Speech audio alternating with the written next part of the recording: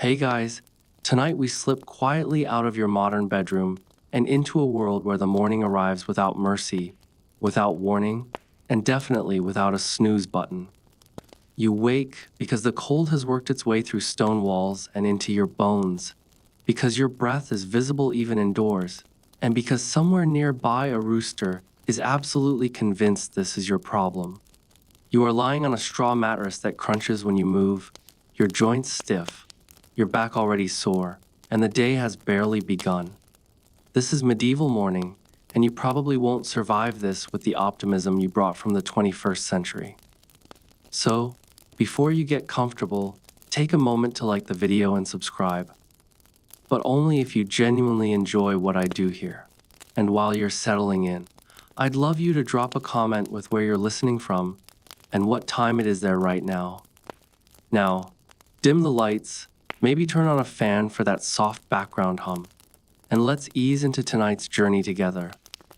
You wake not because you want to, but because light has crept through a narrow window slit, the kind designed more to keep arrows out than sunlight in.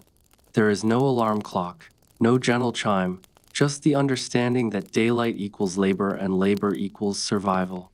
Historians still argue whether medieval people slept in one long stretch or two segmented sleeps with a waking period in between. But either way, rest is never quite enough. Your body feels older than it should, like it's been quietly aging you overnight.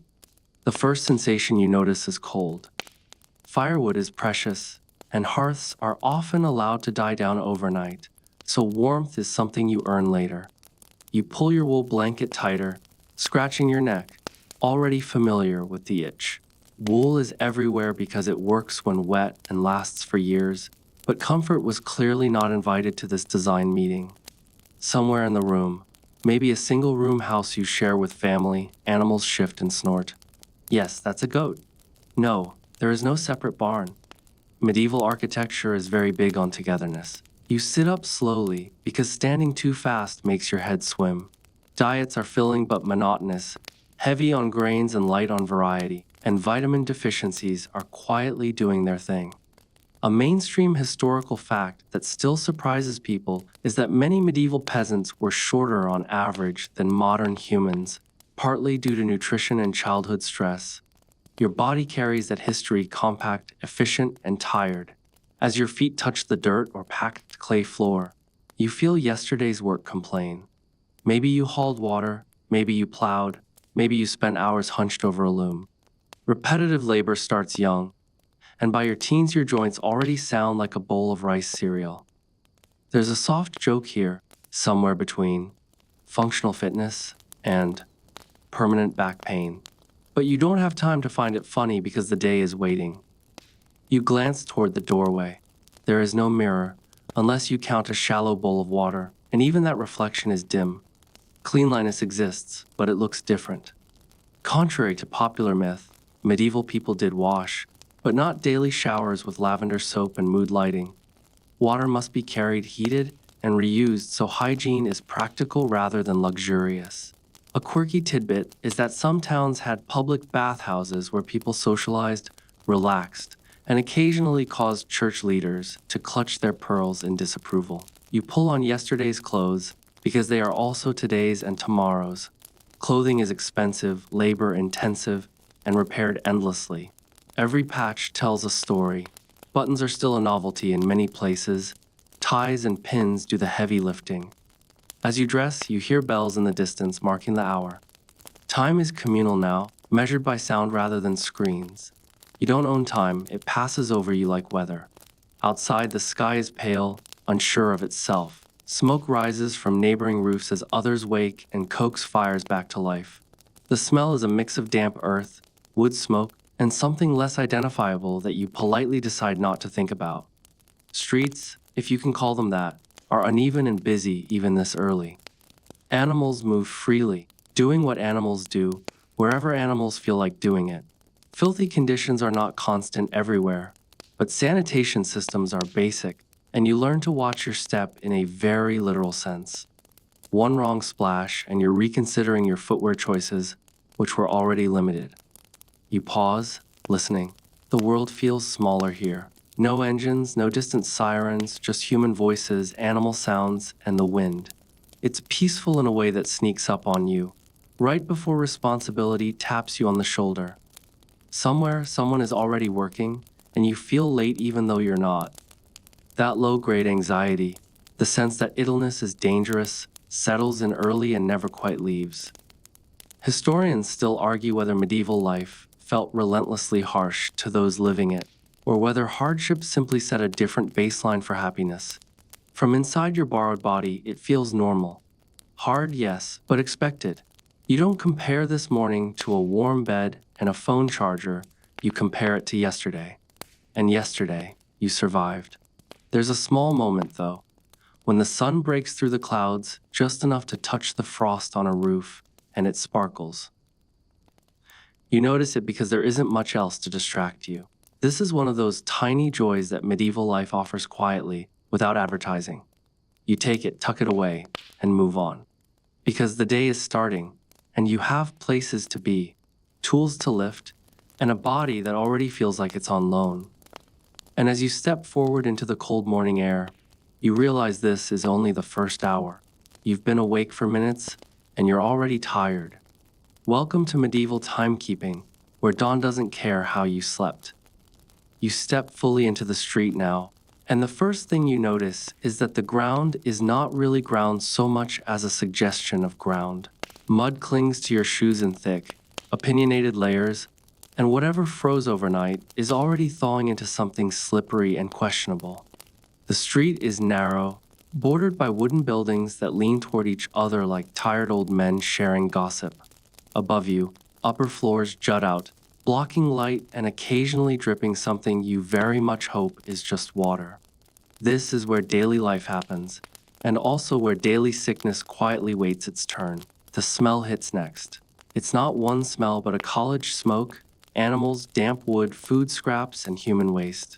Medieval towns often lacked formal sewer systems, relying instead on open gutters that ran down the middle of streets. These channels were meant to carry rainwater and refuse away. But away is doing a lot of work in that sentence. A mainstream historical fact is that many towns had rules about dumping waste, including fines for tossing chamber pot contents into the street. Rules that were, let's say, inconsistently respected. You learn quickly to walk with your eyes down and your expectations low. Animals move freely here. Chickens dart between legs like they own the place. Pigs root through garbage with impressive confidence, and dogs litter, hoping for scraps. These animals are useful, even essential, but they also contribute generously to the overall mess. You sidestep a pile that is definitely not decorative and remind yourself that at least you're wearing shoes. They are thin leather, poorly insulated, and smell faintly of last winter, but still, small victories. Disease doesn't announce itself with dramatic music. It seeps in quietly, through water, through insects, through tiny cuts you don't remember getting. People don't know about bacteria or viruses yet, but they know patterns. They know certain neighborhoods feel unhealthy, that stagnant air is dangerous, that bad smells might mean bad outcomes. The theory of miasma, the idea that disease spreads through full air, is widely accepted, and while it's wrong about the mechanism, it's not entirely wrong about where risk tends to cluster. You wrinkle your nose and move along. You pass others starting their day. Faces are weathered, even the young ones. Childhood is short here because responsibility arrives early and stays late. A surprising fact is that medieval people were not universally doomed to short lives. Many who survived childhood lived into their 50s or 60s. But theft does a lot of heavy lifting. Infant mortality is high, infections are common, and a bad wound can spiral quickly. You look at your hands, already nicked and rough, and hope today doesn't add anything memorable. A cough echoes nearby, wet and persistent. No one panics. Coughs are everywhere. Illness is part of the background noise of life, like wind or bells. People fall sick, people recover, people sometimes don't. There's a quiet pragmatism to it that would feel alarming if you weren't so used to it. You don't have the luxury of constant fear. You have work to do. You pass an open doorway and glimpse the interior of a house. It's dim, smoky, and crowded. Smoke from the hearth often lingers indoors because chimneys are imperfect and windows are small to preserve heat. Breathing this air day after day irritates lungs, and historians still argue whether chronic smoke exposure significantly shortened medieval lifespans or whether bodies adapted more than we assume. Either way, your throat feels dry just thinking about it. Water is another gamble. Wells and rivers are lifelines, but they are also shared resources, and not everyone upstream is thinking about you. Contamination happens easily, especially in towns where waste disposal is informal. This is one reason ale and beer are so popular, even for children. The brewing process involves boiling, which kills many pathogens, making weak ale safer than plain water. A quirky tidbit is that medieval beer was often very low in alcohol, more like liquid bread than a buzz. You won't be getting drunk at breakfast, but you also won't be rolling the dice with dysentery, hopefully. As you walk, you notice charms hanging in doorways, herbs tucked into windowsills, symbols scratched into beams. These are not decorations, they're protective measures. Faith, superstition, and practical knowledge blur together. People pray, but they also experiment. Garlic here, a sprig of rosemary there. If it doesn't hurt and might help, why not? You can't afford to be picky when the stakes are this high. You hear laughter suddenly, sharp and brief. A group of children chase each other through the mud, barefoot, utterly unconcerned. They are resilient in ways that defy logic. This is one of those moments that complicates the story. Yes, the streets are dirty and disease is common, but joy still happens here, unscheduled and loud. It catches you off guard, like finding a flower growing through a crack in stone. Still, the risks are constant. Cuts get infected.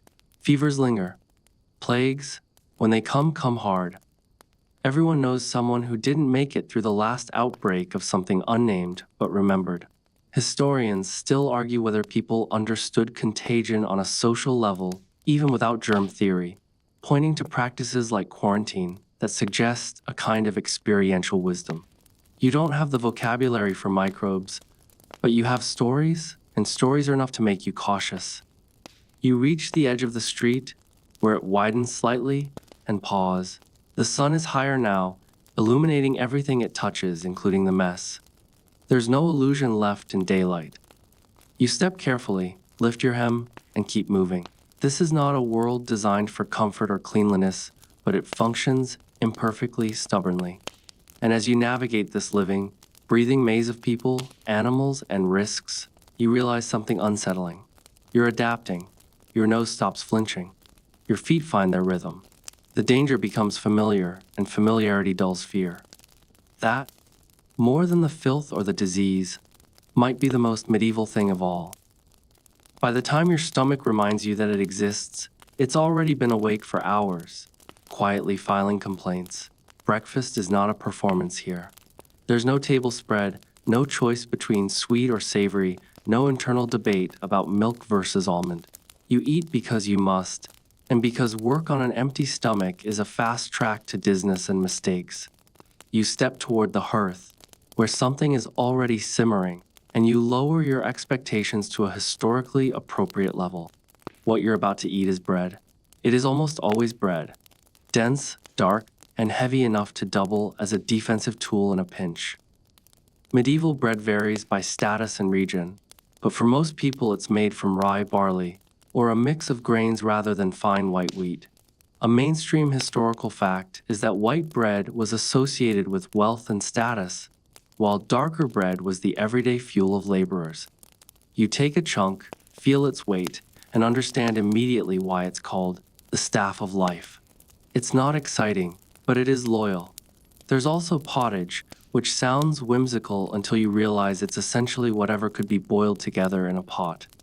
Grains, vegetables, maybe some beans, maybe a scrap of meat if fortune smiled recently. The pot lives near the fire and is refreshed constantly. So today's breakfast has a strong emotional connection to yesterday's dinner. It's warm though, and warmth counts for a lot this early in the morning. You blow on a wooden spoon and try not to think too hard about how long that spoon has existed. You look around instinctively for something sweet, something stimulating. Your brain, spoiled by centuries of future convenience, whispers about sugar and caffeine. It will not be getting either. Sugar exists, but it's expensive and rare, more medicine than treat. Coffee and tea haven't made their way into your routine yet. If you're lucky, you might get a wheel or small beer, which, again, is safer than water and low enough in alcohol to function as hydration. A quirky tidbit is that monks sometimes brewed stronger versions during fasting periods, arguing that liquid calories didn't technically break the rules. You admire the creativity even as you sip something that tastes faintly of bread's more adventurous cousin. Without caffeine, mornings feel different. There's no sharp jolt into alertness, no illusion of productivity. Wakefulness arrives slowly, like fog lifting from a field. You chew deliberately, giving your body time to remember what it's supposed to do. Historians still argue whether medieval diets provided enough calories for the labor demanded, especially during lean seasons. From inside your body, it feels like just enough. Enough to move to work, to get through the day, but not enough to feel energized in the way modern people expect. Your teeth ache slightly as you chew. Dental care exists, but it's basic, and sugar isn't the only enemy. Stone ground flour often contains tiny bits of grit from the millstones, which wear teeth down over time. This is one reason skeletal remains from the period often show heavy tooth wear. You swallow carefully, already aware that a bad tooth can become a serious problem in a world without antibiotics. You make a mental note to chew on the other side, which is the medieval equivalent of a long-term dental plan. Breakfast is communal if you're not alone. People eat together when possible, sharing food and news in equal measure. Conversation is practical: who's doing what today, what needs fixing, who's ill. There's comfort in this routine, in the predictability of it. No one asks how you slept. Everyone assumes the answer is not enough. Someone makes a dry joke about the bread being particularly lively today, and you laugh because humor, like food, is a survival tool. You notice how quickly the meal ends. There's no lingering, no scrolling, no refilling your cup just because it's there. Food is respected, not romanticized. When it's gone, it's gone. You wipe your hands on your clothes and feel the weight of the day settle back onto your shoulders. The brief pause of eating is over, and your body knows it. Still, there's a quiet satisfaction in having eaten. The warmth spreads, steady and grounding. This is fuel you can trust. You don't crash an hour later, you simply continue. That steadiness is intentional. Medieval diets prioritize slow-burning energy because that's what the work demands. Modern nutrition trends would have a field day here, and then probably faint from the lack of espresso. As you step away from the hearth, you catch the smell of herbs hanging nearby. Sage theme, maybe a bit of fennel. These aren't just for flavor. Herbs are believed to aid digestion, ward off illness, balance the humors. The theory of humors. Blood phlegm, black bile, yellow bile, dominates medieval medicine, shaping what people eat and when. Foods are categorized as hot, cold, dry, or moist, and balance is the goal. Historians still argue how strictly these ideas were followed by everyday people versus learned physicians. But you know the rules well enough to feel slightly guilty about craving something sweet this early. There's a small moment of gratitude, too. Not everyone gets a full breakfast every day. Hunger is a familiar neighbor, especially toward the end of winter when stores run low. You think of that as you swallow the last bite, promising yourself not to complain about the texture again. Probably. Your stomach settles, your hands are free, and the day calls again. There's no coffee break waiting for you later, no snack drawer to soften the edges. What you've eaten has to last. As you step back outside, the air feels sharper, more awake, and you feel functional. Not energized, not inspired, just ready enough. And that's the trick of it. Medieval mornings don't hype you up, they carry you forward. One bite at a time, one task after another. You didn't get the comfort you wanted, but you got what you needed. And in this world, that's already a small win. With breakfast settled heavily, but reassuringly in your stomach, you turn toward the real business of the day's work. There's no question of whether you feel like it. Work is not a mood, it's a condition. The sun is climbing, And with it comes the unspoken rule that every usable hour of daylight must be converted into something productive. You pick up your tools, already worn smooth by hands like yours, and your body slips into a rhythm it knows too well. The work depends on who you are and where you live, but the common thread is repetition. Farming dominates medieval life, even for those who technically live in towns. You bend, lift, push, pull, over and over. A mainstream historical fact is that the majority of medieval Europeans worked in agriculture, and even craftspeople often maintained small plots of land. Specialization exists, but self-sufficiency is safer. You don't just do one thing, you do whatever needs doing. Your muscles warm quickly, not because the work is easy, but because it's constant. There's no ergonomic design here, no advice about lifting with your knees. You lift with whatever part of your body is still responding. By midday, your hands will sting, your back will throb, and you'll pretend not to notice because stopping draws attention. Attention invites questions, and questions invite expectations you can't meet. You glance around at others working alongside you. Ages blur together. Children work once they're able, and elders work as long as they're able. There is no formal retirement. When your body finally refuses, that's the end of your career plan. Historians still argue how much medieval people understood long-term bodily damage versus accepting pain as inevitable. From the inside, it feels less like ignorance and more like negotiation. How much can you endure today and still stand tomorrow? The tools you use are simple but effective. Wooden handles, iron blades, stone weights. They require maintenance and skill, and knowing how to use them well is a point of pride. A quirky tidbit is that some medieval tools changed very little over centuries because, frankly, they worked. Innovation exists, but tradition holds strong, especially when survival is on the line. You adjust your grip, feeling the familiar groove where your hand fits perfectly, shaped by time and repetition. Time stretches strangely while you work. Without clocks on walls or phones in pockets, you measure progress by the sun's position and your own fatigue. Bells might ring to mark canonical hours, prayer times that also double as scheduling anchors, but mostly you just keep going until something external tells you to stop. Your thoughts drift in loops, matching the motion of your body. This is exhausting, but it's also oddly meditative. If mindfulness apps could see this, they'd take notes. Sweat gathers, then cools, then gathers again. Depending on the season, you're either fighting heat or cold, sometimes both in the same day. Medieval clothing is practical, layered, and heavy. It protects you, but it also traps moisture and limits movement. You shift and keep working. There's a joke to be made about medieval fitness programming, full body conditioning with 0 recovery days. But you save your breath. You'll need it later. Injuries happen. Small ones, mostly. A slip, a splinter, a strained muscle. You barely acknowledge them. Blood is wiped away with a sleeve, pain tucked into a mental corner. A serious injury, though, is terrifying. Without modern medicine, even a broken bone can change everything. Historians still argue how effective medieval treatments were for musculoskeletal injuries, but you know one thing for certain: you cannot afford to be unable to work. There's social structure embedded in labor. Who works where, who directs, who takes breaks first. Lords, stewards, masters, apprentices. You know your place, and stepping outside it invites trouble. That doesn't mean resentment is absent. It simmers quietly, expressed in jokes, in songs, in the occasional act of small defiance like slowing your pace just a little when no one's watching. You smile faintly at the thought. Rebellion comes in many sizes. At some point, there's a pause. Not a break, exactly, but a shift.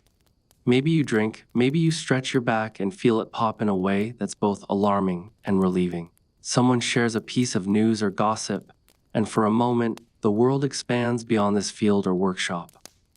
These moments are brief, but they matter. They remind you that you're not just a pair of hands. You return to work because that's what the day demands. The sun moves, shadows shorten, then lengthen. Your body grows heavy, movements less precise. This is when mistakes happen, when tools slip. You focus harder, narrowing your world to the task in front of you. There's no safety net here, no sick leave, No insurance. There's just you, your labor, and the hope that it's enough. As the day wears on, you become acutely aware of your bones. They feel like they've been rubbed together, smoothed down by effort. This is how medieval bodies age faster, not in years but in wear. A 40-year-old here might move like someone much older by modern standards. And yet, there's strength in this body too. A kind of endurance that doesn't come from gyms or plans, but from necessity. When the light finally begins to soften, you know you're nearing the end of this cycle. Not rest yet. There's always something else. But the hardest stretch is behind you. You straighten slowly, feeling every complaint your body has saved up. You've worked since dawn. You're still standing. And in a world that asks this of you every day, that alone feels like an accomplishment. By the time your mouth starts to feel like it's been lined with wool, thirst nudges its way to the front of your awareness. Work dries you out quickly, especially when every movement is effort and every breath pulls in dusty air. Hydration sounds simple, but here it's a daily calculation, a quiet risk assessment you perform without realizing it. You don't ask, "What do I feel like drinking?" You ask, "What is least likely to betray me?" Water is everywhere and nowhere at once. Rivers run past towns, wells dot courtyards, rain falls often enough to feel dependable. But clean water is another matter. A mainstream historical fact is that medieval communities relied heavily on shared water sources, which were vulnerable to contamination from animals, waste, and runoff. You've heard stories. Everyone has. Someone drank from the wrong place, got sick, and didn't recover. Those stories linger, shaping habits more than rules ever could. You approach a well, rope rough in your hands, and peer down into the dark. The water looks clear enough, but looks can be misleading. You remember being warned not to drink from certain spots, not after heavy rain, not downstream from tanners or butchers. The mental checklist is long and mostly inherited. Historians still argue how often waterborne illness occurred compared to other causes of disease, but from your perspective, caution feels like wisdom. So instead, you reach for ale, not the foamy, golden kind poured into polished glasses centuries later, but a thin, cloudy liquid with a faintly sour smell. Small beer, they call it, low in alcohol, brewed quickly, meant to be consumed daily. Children drink it. Workers, even monks drink it, sometimes in impressive quantities justified by creative interpretations of fasting rules. A quirky tidbit is that some monasteries allowed several liters per day per person, because it counted as nourishment rather than indulgence. You take a sip and remind yourself that hydration with benefits is still hydration. The taste is present. It's not bad exactly, but it's not trying to impress you. It tastes like grain, like fermentation, like something that's doing a job rather than chasing applause. The boiling process used in brewing kills many pathogens, making this safer than untreated water. You don't know that in scientific terms, but you know the outcome. People who drink this tend to stay upright longer. That's enough. You drink slowly, aware that this is precious. Brewing takes time and resources, and running out before the next batch is ready is a real concern. You wipe your mouth and pass the container along if you're not alone. Sharing is expected, monitored by custom and necessity. Hoarding water, or ale, is a good way to invite resentment, and resentment in close quarters is dangerous. As the day warms, thirst returns quickly. You feel it in your head first, a dull pressure, then in your limbs, a heaviness that makes lifting tools feel harder than they should. You sip again, pacing yourself. There's a strange discipline to this. Like managing a battery, you can't recharge easily. Modern hydration advice would have a meltdown watching you eyeball quantities and hope for the best. You think briefly about milk. It's available sometimes, but it spoils quickly unless turned into cheese or butter. Fresh milk is a luxury of proximity and timing, not something you rely on during a workday. Wine exists too, especially in certain regions, but like stronger ale, it's not always appropriate for labor unless you're aiming for a very medieval workplace accident. You chuckle at the thought, then immediately stop because laughing while dehydrated feels like tempting fate.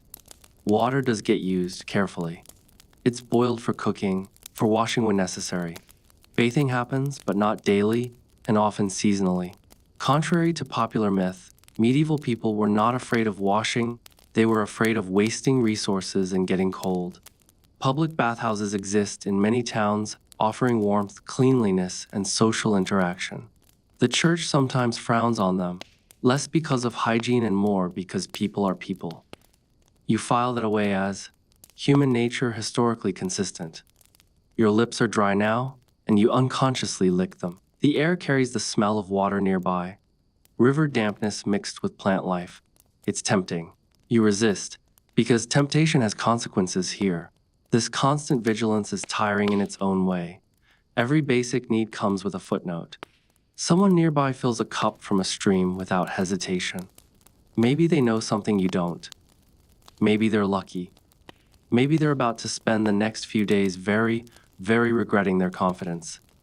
You don't judge, you just note it. Everyone calibrates risk differently, and sometimes survival is as much about chance as choice.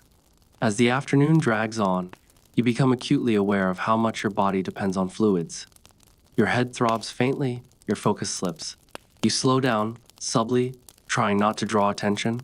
This is where experience helps. You know how to pace yourself, how to work efficiently without burning through reserves too fast.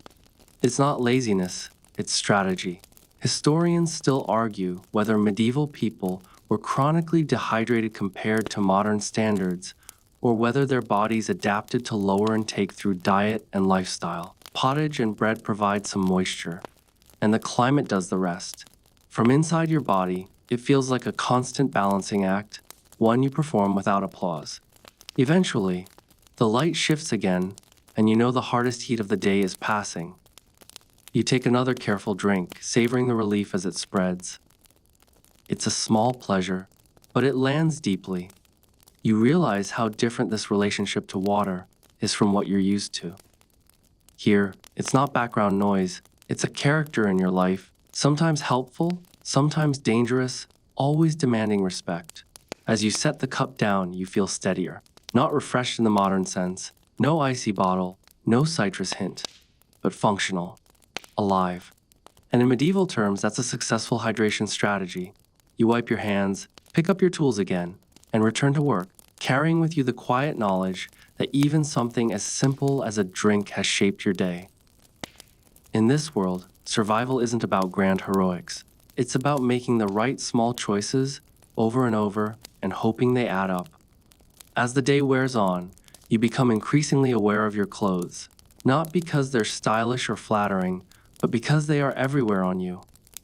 Wool scratches at your skin, linen rubs where sweat has dried, and seams press into places you didn't know could complain. Clothing in medieval life is protection first and comfort somewhere far down the list.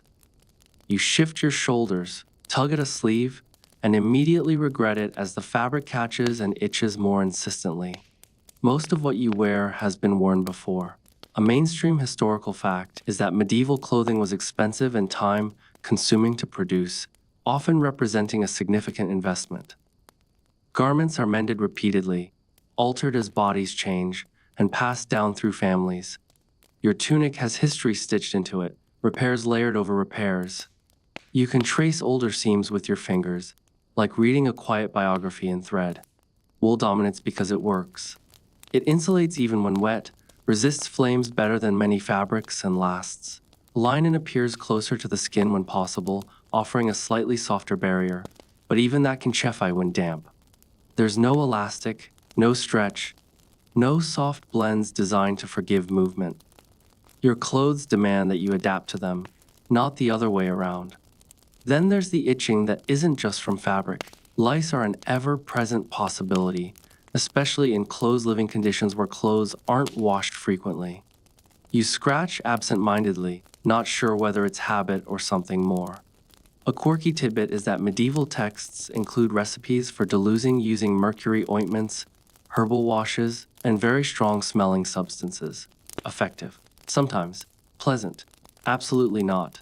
You make a mental note to keep scratching to a minimum in public, because nothing invites commentary faster than visible itching. Washing clothes is labor-intensive. Water must be carried, heated, and used sparingly. Soap exists, often made from animal fat and ash, but it's harsh and used carefully. Clothes are washed when they truly need it, not on a weekly schedule. Between washings, garments are aired, brushed, and beaten to remove dirt. It's a system built around conservation, not convenience. Historians still argue how often medieval people laundered their clothes, but evidence suggests it was more frequent than popular imagination assumes. Just not frequent by modern standards. You feel the weight of your belt, which does more than hold up your clothes. It carries tools, pouches, sometimes a knife. Belts are functional lifelines. You check it instinctively, fingers brushing familiar objects. Losing something here isn't a minor inconvenience, it's a problem that can ripple through your day or worse. Your hair is another consideration.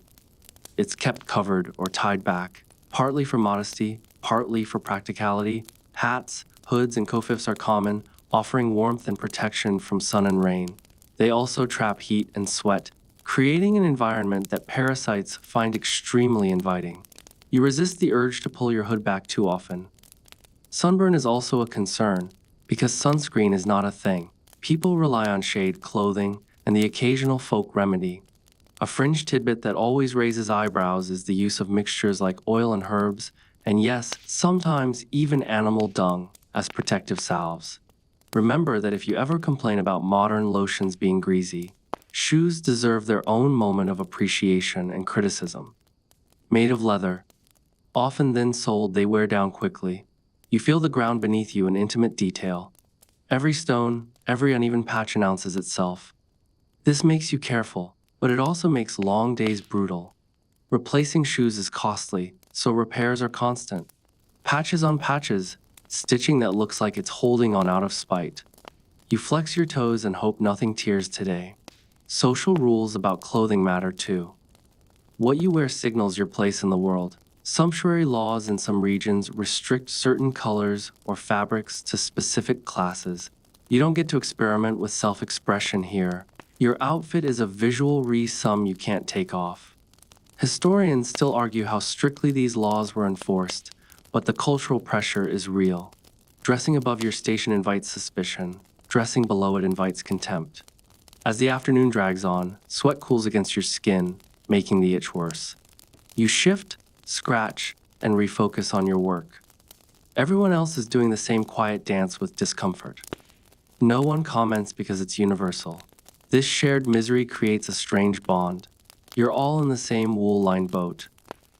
There's a small relief when the wind picks up, slipping underhems and sleeves. You close your eyes for half a second and let it pass over you. This is as close as you get to luxury right now. A breeze, a moment without itch. By the time the sun lowers, your clothes feel heavier, stiff with dried sweat and dust. Taking them off later will be a process, careful and deliberate, because fabric tears easily when it's tired, and so are you. You already know you'll put them back on tomorrow, probably the same ones. As you adjust your belt and roll your shoulders, you realize how much of your energy goes into managing discomfort. It's background labor, invisible but constant. Modern life cushions you from this in ways you've never had to consider. Here, every seam, every fiber is part of the experience. You straighten, scratch one last time, and keep going. Because the clothes may itch, the lice may lurk, and your skin may protest, but the day isn't done with you yet. And in medieval life, endurance often matters more than comfort ever could.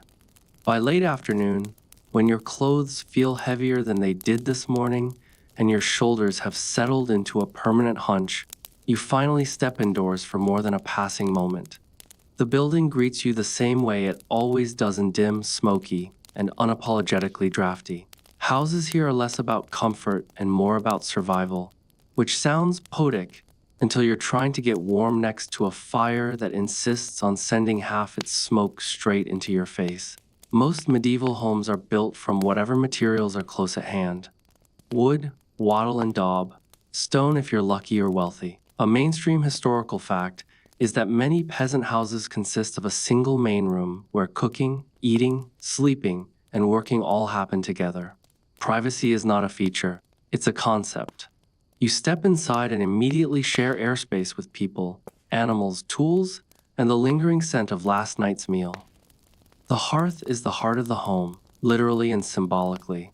It provides heat, light, and a place to cook, but it also fills the room with smoke. Chimneys exist, but they're imperfect, and many homes rely on roof vents or open doors to let smoke escape. Your eyes sting slightly as you blink. This is normal. Everyone you know has a cough that never quite goes away, and no one makes a big deal of it. Historians still argue how much long-term smoke inhalation affected medieval health, but from inside your lungs, it feels like something you'll just have to negotiate with every breath. The floor beneath your feet is packed earth or rough planks, uneven and cool. There's straw scattered around, partly for insulation, partly because it absorbs spills and gets replaced when it's too gross to ignore. You try not to think too hard about when that last replacement happened. You sit carefully, choosing a spot that looks marginally drier, and stretch your legs out in front of you. They complain immediately. Light inside the house is scarce. Candles exist, made from tallow or beeswax, but they're expensive and used sparingly. Most of the time, you rely on daylight and firelight. Shadows dance on the walls, making the space feel smaller and larger at the same time. It's cozy if you squint, claustrophobic if you don't. You remind yourself that at least you're out of the wind, which feels like a win worth celebrating quietly. Animals wander in and out, because they live here too. Chickens might roost in a corner, a pig might snuffle near the door, and a cow or goat might be brought inside at night for warmth and protection. A quirky tidbit that still surprises people is that keeping animals indoors wasn't just convenience. It was security and insulation rolled into one. Their body heat helps warm the space, and their presence keeps them safe from theft or predators. You side-eye the goat as it eyes your sleeve, and you both silently agree to ignore each other. Furniture is minimal. A table, a few stools, maybe a chest that doubles as storage and seating. Beds, if they exist separately at all, are simple frames with straw or feather mattresses shared by multiple people. You lean against a wall, feeling the cool seep through your clothes. Stone walls are sturdy, but they hold cold like it's a personal mission. You shift closer to the fire, careful not to get too close. Sparks happen. The roof overhead is thatched or tiled, and both have opinions about the weather.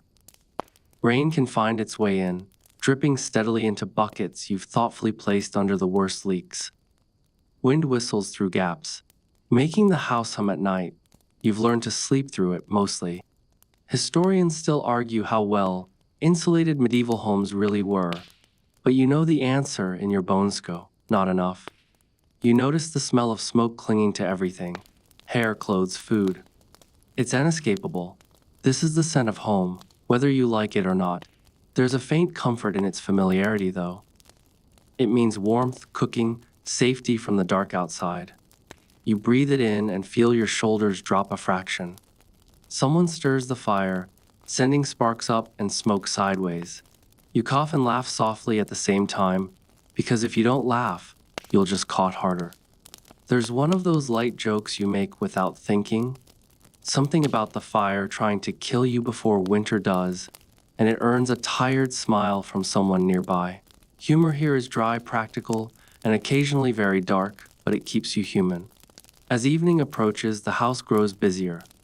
People return from fields and workshops, bringing noise and movement.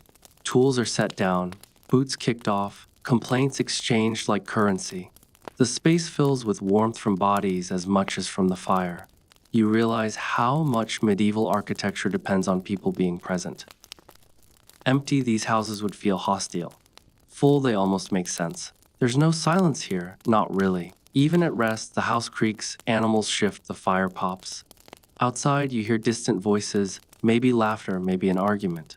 Life presses in from all sides. You're never truly alone, and while that can be exhausting, it's also reassuring. In a world without emergency services, proximity is safety. You glance at the door as darkness gathers beyond it. Night will come soon, and with it a different set of challenges. For now, you savor this in-between moment, where work is paused and rest is almost within reach. Your body sinks into the rhythm of the space, accepting its limitations because there's no alternative. As you warm your hands by the fire, you think briefly of modern homes.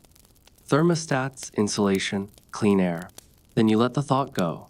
Comparison is a dangerous game here. This house leaks, smokes, and smells, but it stands. It has seen storms, winters, generations. Tonight it holds you, scratchy clothes and all. And for a medieval home, that's the highest compliment you can give. As dusk deepens, you sense a subtle shift in the air, not just in temperature, but in mood. Daytime labor gives way to something more performative now, because law in medieval life likes an audience. Justice is not tucked away in quiet offices, it's loud, visible, and meant to be remembered. You follow the flow of people toward the center of town, drawn by voices and that unmistakable hum of collective attention. The square is uneven, ringed by buildings that have seen better centuries, and already a crowd is gathered. You don't need to ask what's happening. Public punishments are common, designed to instruct as much as to penalize. A mainstream historical fact is that medieval justice relied heavily on shame and spectacle, using fines, stocks, and public humiliation to reinforce social norms. Imprisonment exists, but it's expensive and inconvenient, so justice prefers efficiency and visibility. You take a place near the edge, close enough to see but far enough to avoid notice. That's a learned skill. Someone stands accused of theft, perhaps, or breaking a market rule. The specifics matter less than the lesson. The accused looks small under the weight of attention, face flushed, eyes down.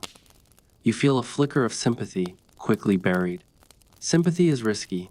It's safer to be part of the crowd, nodding along with whatever conclusion is reached. A crier reads out the charge in a voice trained to cherry. Words echo off stone and timber. This is how law travels here, by voice, by repetition, by memory. Few written records will mark this moment, but everyone present will remember it. Historians still argue how fair medieval courts really were for ordinary people, balancing local custom against lordly power.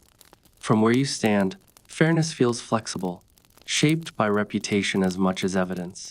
The punishment is announced. It's not lethal, but it's uncomfortable. Stocks, perhaps, or a fine paired with public ridicule. The crowd reacts predictably.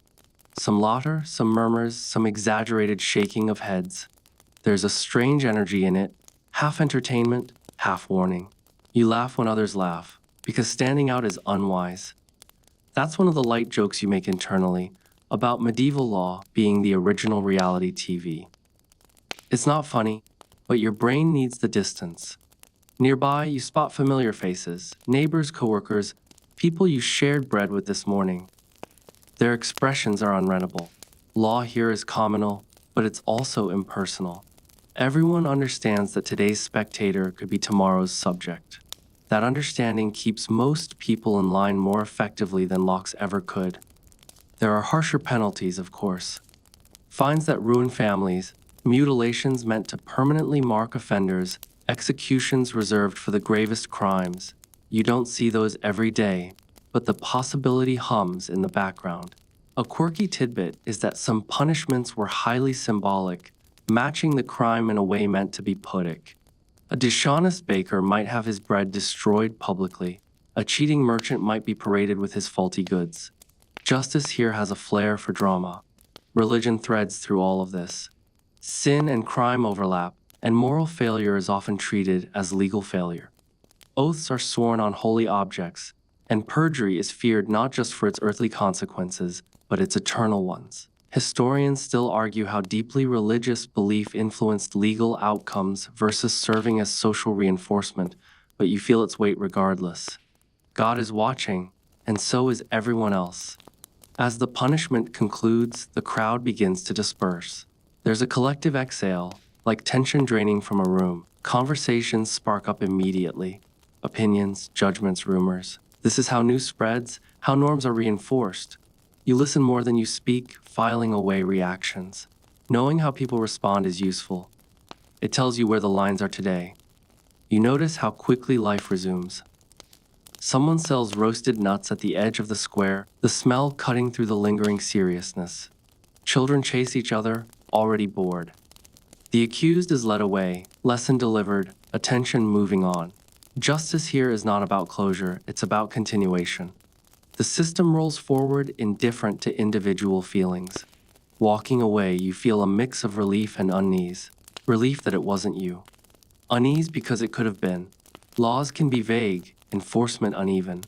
Your safety depends as much on reputation and relationships as on innocence. You think of how carefully you measure your words, your actions, your place. Survival here is social as much as physical. As night settles in fully, torches flicker to life, casting long shadows across the square. The town looks different in this light, more dramatic, more threatening. You pull your cloak tighter and blend back into the flow of people heading home. The spectacle is over, but its message lingers. You carry it with you as you walk, the understanding that medieval law doesn't just punish, it performs. It teaches through fear, shame, and shared memory. And tonight, like most nights, you learn the lesson without having to be the example. That, too, feels like a small mercy. As the crowd thins and torches sputter in the evening air, your thoughts drift back to something more immediate and far more personal: food. Not the comforting idea of it, but the logistics. Dinner, in medieval life, isn't just a meal. It's a checkpoint. You've made it through the day, and now you need to refuel carefully, because what you eat tonight affects how you feel tomorrow. There's no convenience store safety net waiting if you miscalculate. You return to the hearth, where the pot has been quietly doing its patient work all day. Pottage again, though it's evolved since morning. New vegetables have been added, maybe some onions, perhaps a scrap of salted meat if the household is fortunate.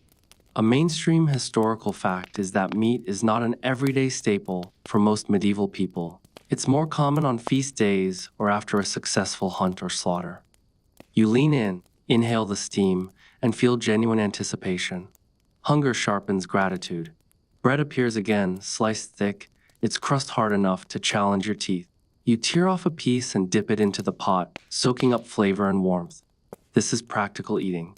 Trenchers, thick slices of stale bread used as plates, sometimes serve this role, absorbing sauces and eventually being eaten or given to the poor.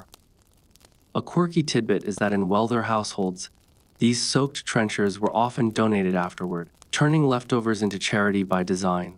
You appreciate the efficiency. The room settles into a quieter rhythm as people eat. Spoons scrape bowls, fire pops softly. Conversation drifts, less urgent than earlier, shaped by fatigue. Someone complains lightly about their back, and someone else responds with a joke about medieval posture being a long-term investment in future pain.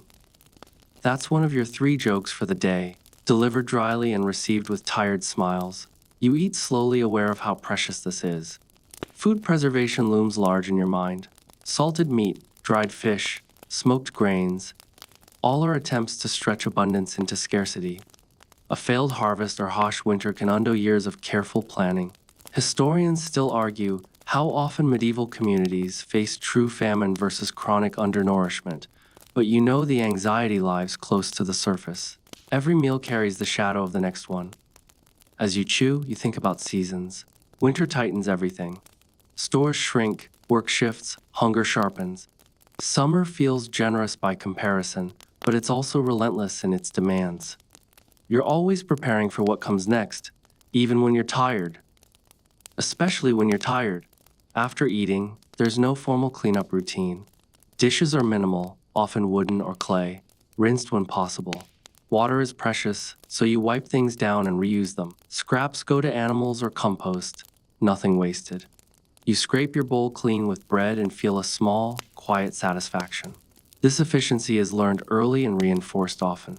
The fire burns lower now. Fuel is managed carefully, banked for the night rather than fed extravagantly. Someone adjusts the embers, sending a brief flare of warmth across your face. You close your eyes for a second longer than necessary, letting it sink in. This is comfort, medieval stylic warmth, fullness, and the absence of immediate danger. Outside, darkness has fully settled. Without streetlights, night changes the world dramatically. The town feels smaller, enclosed by shadow. This is why people stay close to home after dusk. Not because monsters lurk, though stories insist they do, but because visibility drops, accidents increase, and help is harder to summon. You listen to the muffled sounds beyond the walls and feel no urge to explore. Someone begins to tell a story, voice low familiar. Stories pass time, teach lessons, preserve memory. They don't need books to survive. You half listen, drifting, the words blending with the crackle of the fire. Historians still argue how much oral tradition shaped medieval worldview compared to written texts. But you know stories matter. They make long days feel shorter and hard lives feel shared. Your body grows heavy, the kind of heaviness that seeps into bones. You stretch carefully, aware of stiffness setting in. There's no couch to collapse onto, just a bench, a stool, or the floor. You choose the least uncomfortable option and settle in. Tomorrow's bread is already in your thoughts, even as you finish today's. As the fire dims further, conversation fades. People yawn openly, without apology. Sleep comes early here, not because you're lazy, but because light is expensive and mornings are unforgiving. You take one last look around the room, at faces softened by firelight, at walls that have held countless nights like this, and feel a quiet sense of continuity. You survived today, you ate, you're warm enough. In medieval terms, that's success. And as you shift closer to where you'll sleep, already bracing for the hard straw and the cold creep of night, you carry that thought with you. Tomorrow will ask the same of you, but for now the day loosens its grip. The pot is empty, the fire is low, and rest, imperfect but real, waits. Night deepens, and with it comes a different kind of awareness. The town outside has quieted, but not completely. Wolves and foxes patrol edges, the occasional shout echoes from a late traveler, and the wind carries rumors of movement through narrow alleys. You lie down, or as close as you can get to lying down, and feel the weight of the day pressing into your muscles and joints. Sleep isn't immediate, it rarely is. Your body has learned vigilance even in rest. Houses offer warmth, but they are far from sealed. Gaps in walls and roofs mean that drafts slip in, brushing cold against your skin. Straw mattresses insulate, but only partially. You adjust, curl slightly, and accept the minor discomfort as part of survival. A mainstream historical fact is that medieval sleeping arrangements were multifunctional. People slept together, sometimes in the same bed, sometimes on benches or packed straw. Privacy is secondary to warmth and security. Animals often share your space. Chickens cluck softly, goats shift, and the dog sprawls where it can. Their body heat is useful, though unpredictable. A quirky tidbit is that some households even brought pigs inside at night during winter for the same reason. Heat and protection. You glance at a pig snoring softly nearby and quietly appreciate the strange pragmatism of medieval life. You think about the rhythm of night too. Darkness makes dangers less visible but no less present. Theft, accidents, and wandering livestock are real concerns. Fires could start unexpectedly, and illnesses flare when least convenient. Historians still argue how much medieval people feared nighttime versus daylight, balancing anecdotal reports with skeletal evidence of injury and disease. From inside your own slightly chilled body, you feel the tension. Alertness doesn't vanish entirely, even in exhaustion. Your mind drifts to food. Dinner is digested, but the hunger of tomorrow waits patiently. Food security is a constant mental companion. Even small children understand rationing because survival depends on it. You feel a quiet appreciation for the skill it takes to manage household stores, to stretch barley, rye, and whatever vegetables remain. The mental load of planning and conserving never ends. Outside, the moon casts pale light over the streets. You can hear faint steps, the occasional low bark, the scraping of carts on cobblestone. These sounds are not frightening, but they're not soothing either. In a world without artificial lighting, night carries its own rhythm, punctuated by the small, human-scale dramas that continue after the sun goes down. You track each sound quietly, noting which might require attention and which are background noise. You notice the smell of smoke lingering from the hearth, mingling with the damp, earthy scent of straw and wood. It's comforting, oddly, signaling that someone is awake and tending the fire. The hearth is life, after all. Without it, warmth, light, and cooked food disappear quickly.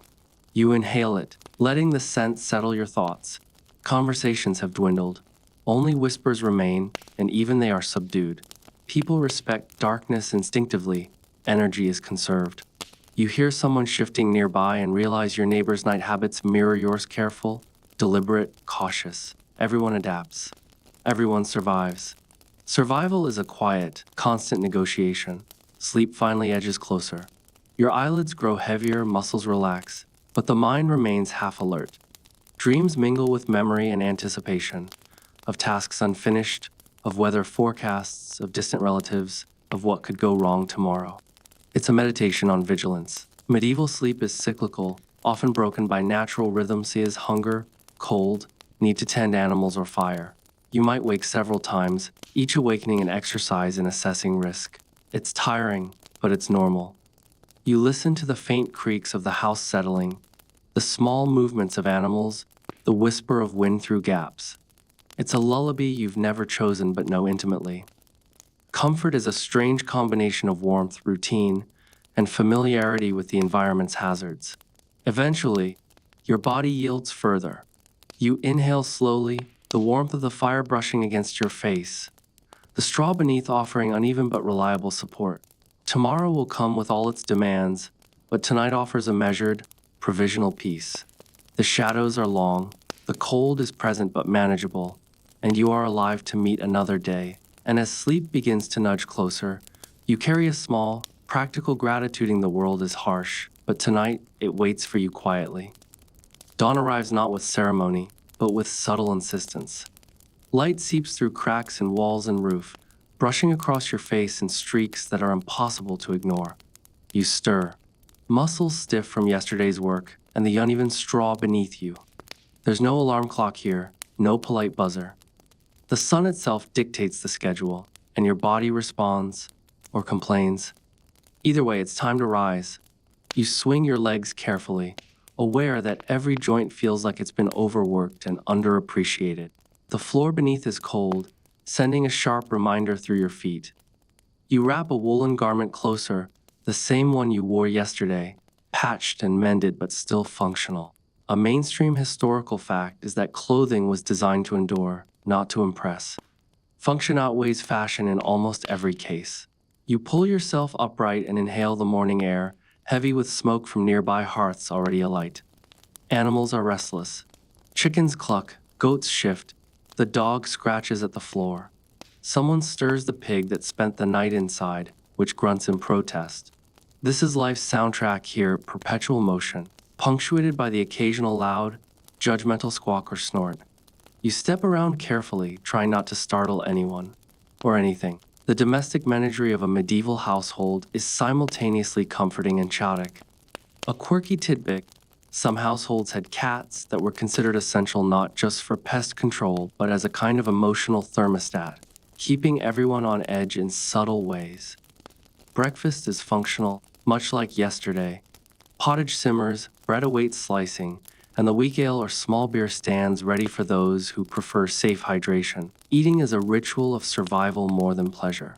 Historians still argue how monotonous diet affected morale versus physical resilience, but the evidence is clear: people adapted quickly. You take a chunk of bread, dip it into the pottage, and savor warmth more than flavor. It's enough. Your teeth feel the grind of another day. Flour is coarse, bread dense, and some grit has inevitably embedded itself in your enamel. This is normal. Dental hygiene exists but is rudimentary. Twigs, cloth, and various abrasives are used to clean teeth. Sometimes herbs are chewed for flavor and freshness. The experience is functional, and you have learned to accept it. After eating, there is the matter of chores. Medieval life is a continuous loop of small tasks, each feeding into the next. You sweep floors, tend animals, carry water, repair tools, or perform labor outside. Every day is a cycle, and today is no exception. You step outside, stretching slightly as the morning air touches your face. The streets are muddy once more, but at least they are quiet for now. Your body protests almost immediately.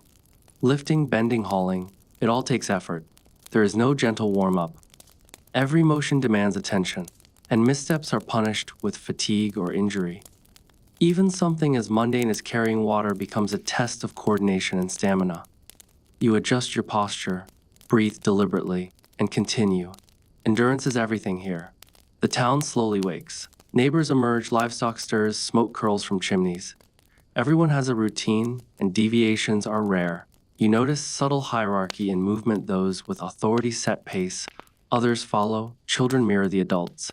Social order is both rigid and fluid, negotiated constantly. Historians still argue how strictly these hierarchies were enforced in daily life, but from your vantage point, the rules are visible in every glance, every gesture, every unspoken expectation.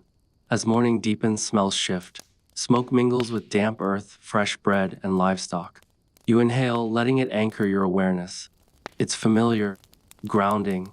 You've lived within these sensory cues for days now, but each moment feels vivid because survival depends on noticing them. A careless misstep in awareness could lead to injury or illness, and your subconscious reminds you to stay alert. You look toward your tools, laid out near the doorway. They are simple, durable, and worn from constant use. Handling them is second nature now. You pick up the ones you need first, checking for flaws, cracks, or weak points. Tools are an extension of your body, and failure in their function can be as consequential as failure in your own. The day awaits, and there is no pause for sentimentality. Even as work begins, your thoughts drift briefly to the mundane laundry, food, firewood. You note minor irritations, the creak of a door, the slight chill in a corner, the unevenness of a plank. Each small annoyance is part of the rhythm. You've learned to integrate discomfort into routine, to carry it lightly without letting it dominate. This is skill learned only by repetition. By mid-morning, you are fully immersed in motion. Sweat forms, muscles warm, hands ache. Still, there is a quiet pride in capability, in functioning in a world that is neither gentle nor forgiving. Every task completed, every challenge navigated, is a small victory. Survival is cumulative. Your eyes flick briefly to neighbors, noting their progress, their methods. You learn constantly from observation. And so the day begins like every other, measured in effort, awareness, and tiny successes. Comfort is fleeting, satisfaction is practical, and danger is ever present. You trudge forward, ready to meet the demands of medieval life, knowing that endurance, adaptability, and vigilance are your closest allies.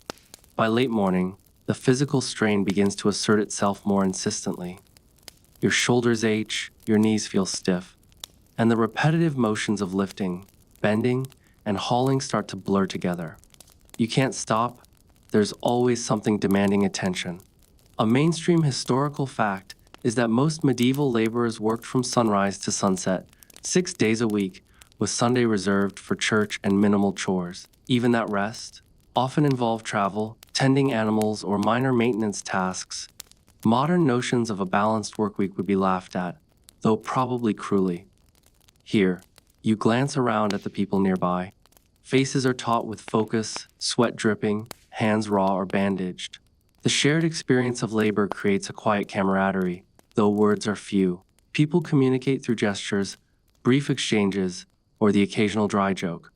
A quirky tidbit is that medieval workers often sang while laboring, not just for amusement, but to synchronize movement and make the toil more bearable.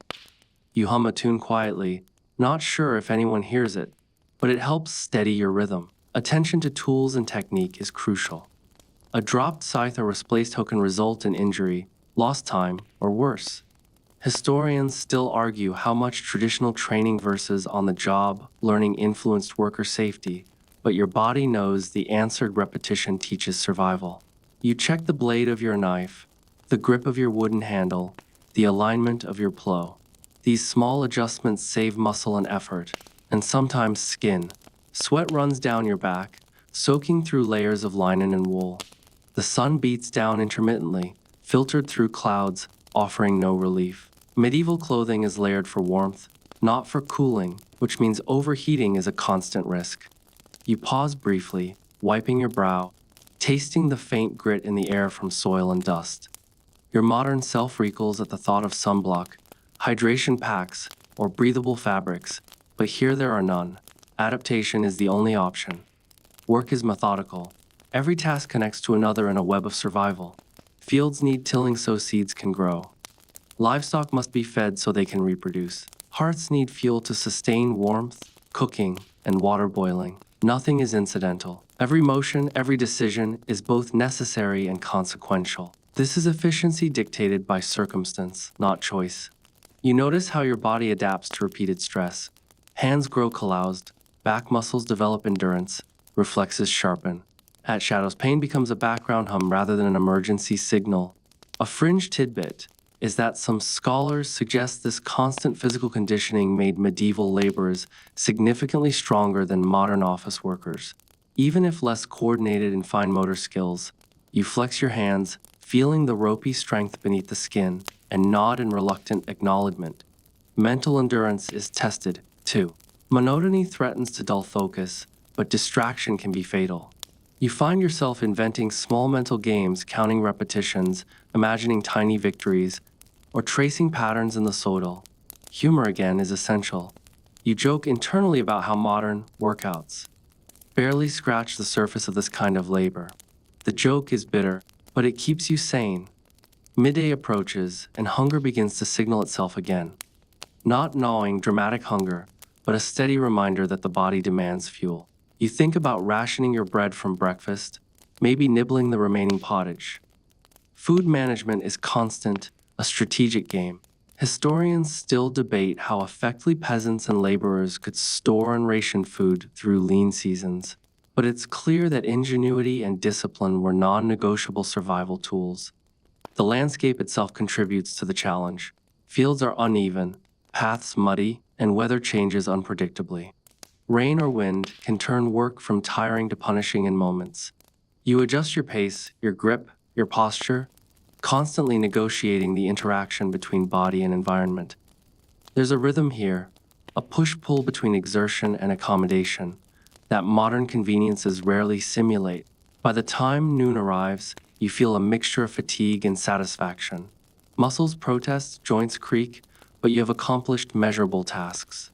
The midday pause is brief and practical: a sip of small beer or ale, a few bites of bread, a chance to stretch and adjust. Your mind wanders briefly to the day ahead, plotting movement and conserving energy. Survival, after all, is about anticipating challenges before they arrive. Even as you eat, you notice the rhythm of the town around you. Others follow similar routines, a collective choreography of survival.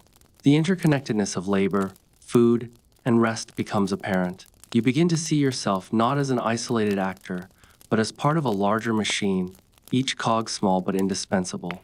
Humor and stories provide relief, shared experience provides reassurance, and small, repetitive tasks ground you. By the time the brief meal ends, you are ready to return to work. The sun is high, the day demanding, and your body, though exhausted, is prepared. Medieval life offers no luxury of pacing yourself by whim. Every motion is dictated by necessity. And in that necessity, you discover a peculiar clarity. The day is unforgiving, but survival is possible if you respect every small requirement it places upon you.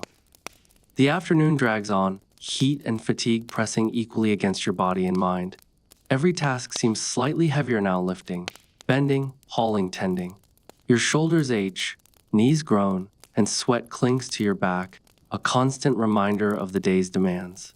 A mainstream historical fact is that medieval peasants and laborers often did extreme physical labor from sunrise to sunset, and over time, their bodies developed remarkable endurance and strength, though at the cost of chronic aches and early wear.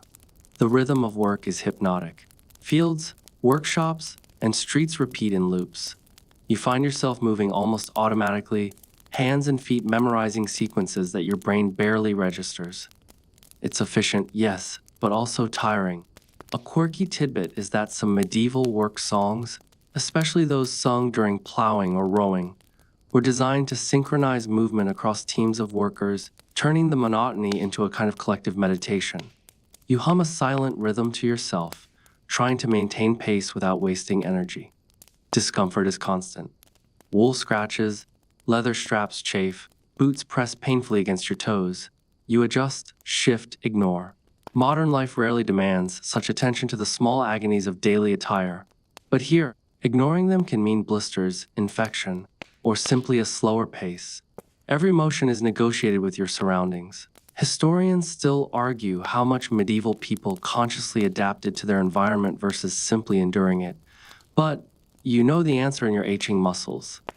Thirst creeps back, subtle but insistent. You consider water, small beer or ale, carefully calculating risk versus reward. Clean water is never guaranteed, so decisions are weighted with experience.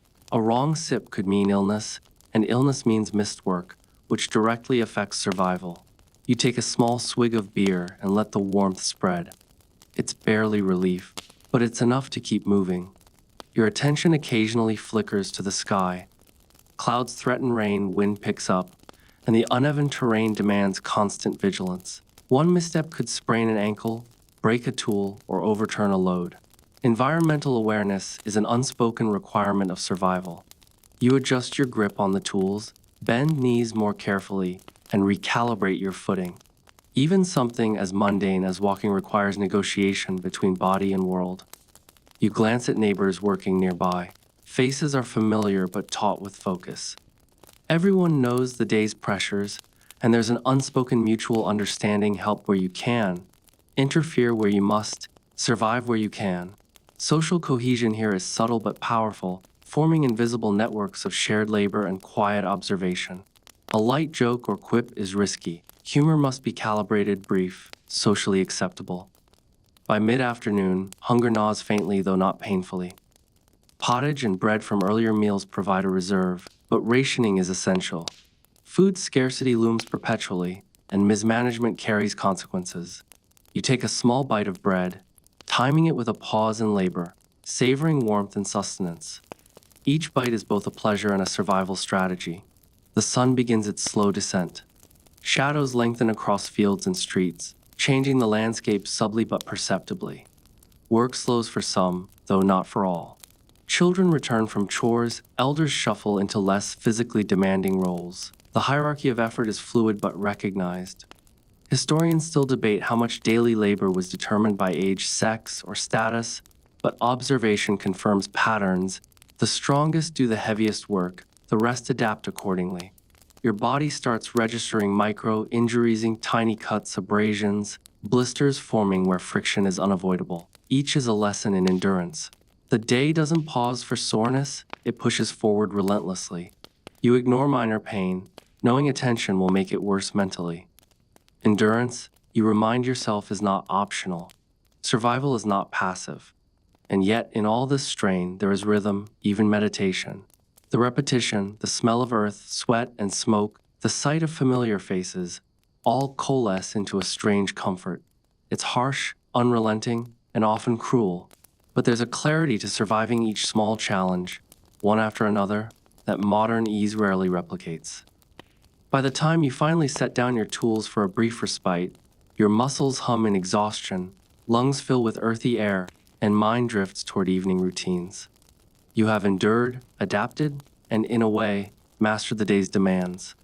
It's an accomplishment measured not by accolades, but by continued survival. Evening approaches, and the air shifts. The heat of the day fades, replaced by a cool draft that snakes through open streets and gaps in the houses. You notice it immediately against your skin, pulling dampness from clothes and clinging sweat. In medieval life, temperature changes are never subtle. They are survival factors. A mainstream historical fact is that heating was limited to the hearth or braziers, and insulation was minimal. The cold can make muscles stiff, sap energy, and even contribute to illness if ignored. You trudge home, adjusting the layers of wool and linen as you go. Boots squelch in mud, and every step demands attention. You think of warmth key, the fire waiting, the animals inside, and the blankets carefully preserved. The simplest comforts have strategic importance. A quirky tidbit is that some households would strategically place straw and rushes on floors, not only for insulation but to attract and feed small animals, creating a microcosm of heat and activity underfoot. You glance at the damp ground and feel glad your footwear is at least mostly intact. Inside, the familiar smells greet you: smoke, cooked grains, and the faint tang of livestock. It's comforting though not luxurious. Light is minimal, provided by a low fire and perhaps a tallow candle or two. Shadows flicker across walls, making ordinary objects look dramatic, sometimes threatening. Historians still argue how medieval people experienced interior lighting and its effects on mood. But for you, it feels alive, even if unpredictable. Dinner preparation is underway, though it's simpler than midday meals. Pottage simmers, a loaf waits nearby, and any remaining vegetables or preserved meat are distributed with practicality. Your body welcomes the sustenance, muscles relaxing slightly as you eat. Each bite is calculated for energy, not pleasure. You notice small gestures around you, someone stirring, another tending animals, a child bringing water from a nearby vessel. Routine and survival blend seamlessly. Conversation is quieter than midday, punctuated by low murmurs, laughter, and the occasional instruction. Stories emerge short, practical, sometimes humorous. The oral tradition is alive here. Tales serve multiple purposes: entertainment, moral instruction, and social cohesion. A fringe tidbit is that some stories are deliberately exaggerated to instill caution, such as warnings about night, time thieves, or wolves, blending folklore with practical lessons. You listen attentively, absorbing lessons along with entertainment. As darkness settles outside, work continues in smaller ways. Animals need water, fires need tending, tools are cleaned or mended, and the household rhythm adapts to diminishing light. Your body moves mechanically at times, conserving energy while ensuring essentials are met. Medieval life leaves little room for error, and fatigue is a constant adversary. You pause occasionally to stretch and adjust, aware that a minor strain now could cascade into a serious limitation tomorrow. You notice the subtle hierarchy of tasks. Elders supervise, children assist lightly, adults perform labor-intensive roles. Cooperation and awareness are critical. A misstep can affect the entire household. Historians still argue how much medieval daily routines were dictated by hierarchy versus circumstance, but in your experience, both intertwine. Observation is as valuable as action, and you note each movement carefully. Night chores blend necessity with strategy. Water must be carried, fires banked, doors secured, and animals settled. Each action requires judgment. Too little attention invites danger, too much wastes energy. Your body hums with fatigue, yet you keep moving. Humor surfaces quietly. A whispered joke about how your modern self would never survive this, a small reminder to keep spirits high even under strain. By the time you finish, the household feels contained and ready. Darkness presses outside, but inside is warmth, light, and relative safety. You sink toward the straw mattress, adjusting layers and shifting the animals slightly for maximum heat. Comfort is relative, but enough. As you settle, you reflect on the rhythm of survival, the balance between fatigue, vigilance, and small pleasures. Medieval life is relentless, demanding, and unforgiving, yet there is satisfaction in endurance. You inhale the mixed sense of hearth and home, muscles softening, mind beginning its transition to rest. And with that, you allow the day to fade, embracing the quiet, functional peace that precedes sleep, knowing that tomorrow will demand the same, but you are, for now, prepared. Night has fully settled, and the world outside is a canvas of darkness and distant sounds. Wind whispers through cracks in walls and doors, carrying the faint rustle of trees and the occasional creak of a cart or stray animal. You lie on your straw mattress, fully aware that comfort is minimal and vigilance is habitual. Sleep is necessary, but it's never absolute. A mainstream historical fact is that medieval people often practiced segmented sleep, 2 periods of rest separated by an hour or more of wakefulness, a pattern dictated by natural light and social habits rather than clocks. You adjust your position carefully. Every shift is a negotiation with stiff muscles, uneven bedding, and the faint chill in the room. Wool and linen layers provide insulation but also itch in places, reminding you of the day's labor. You pull a blanket closer, the smell of smoke and straw mingling, strangely comforting. A quirky tidbit: some people believe that sleeping with herbs tucked in their bedding not only warded off pests, but also protected against evil spirits. You imagine a sprig of lavender or rue and briefly consider whether it might improve your odds of a peaceful night. Your ears catch subtle movements, the scratch of a goat, the soft shuffle of a neighbor adjusting, the crackle of embers in the hearth. Each sound is informative, signaling life, routine, and minor hazards. Historians still argue how much medieval people attuned their senses to subtle environmental cues versus being trained by necessity. but you know that you are instinctively alert.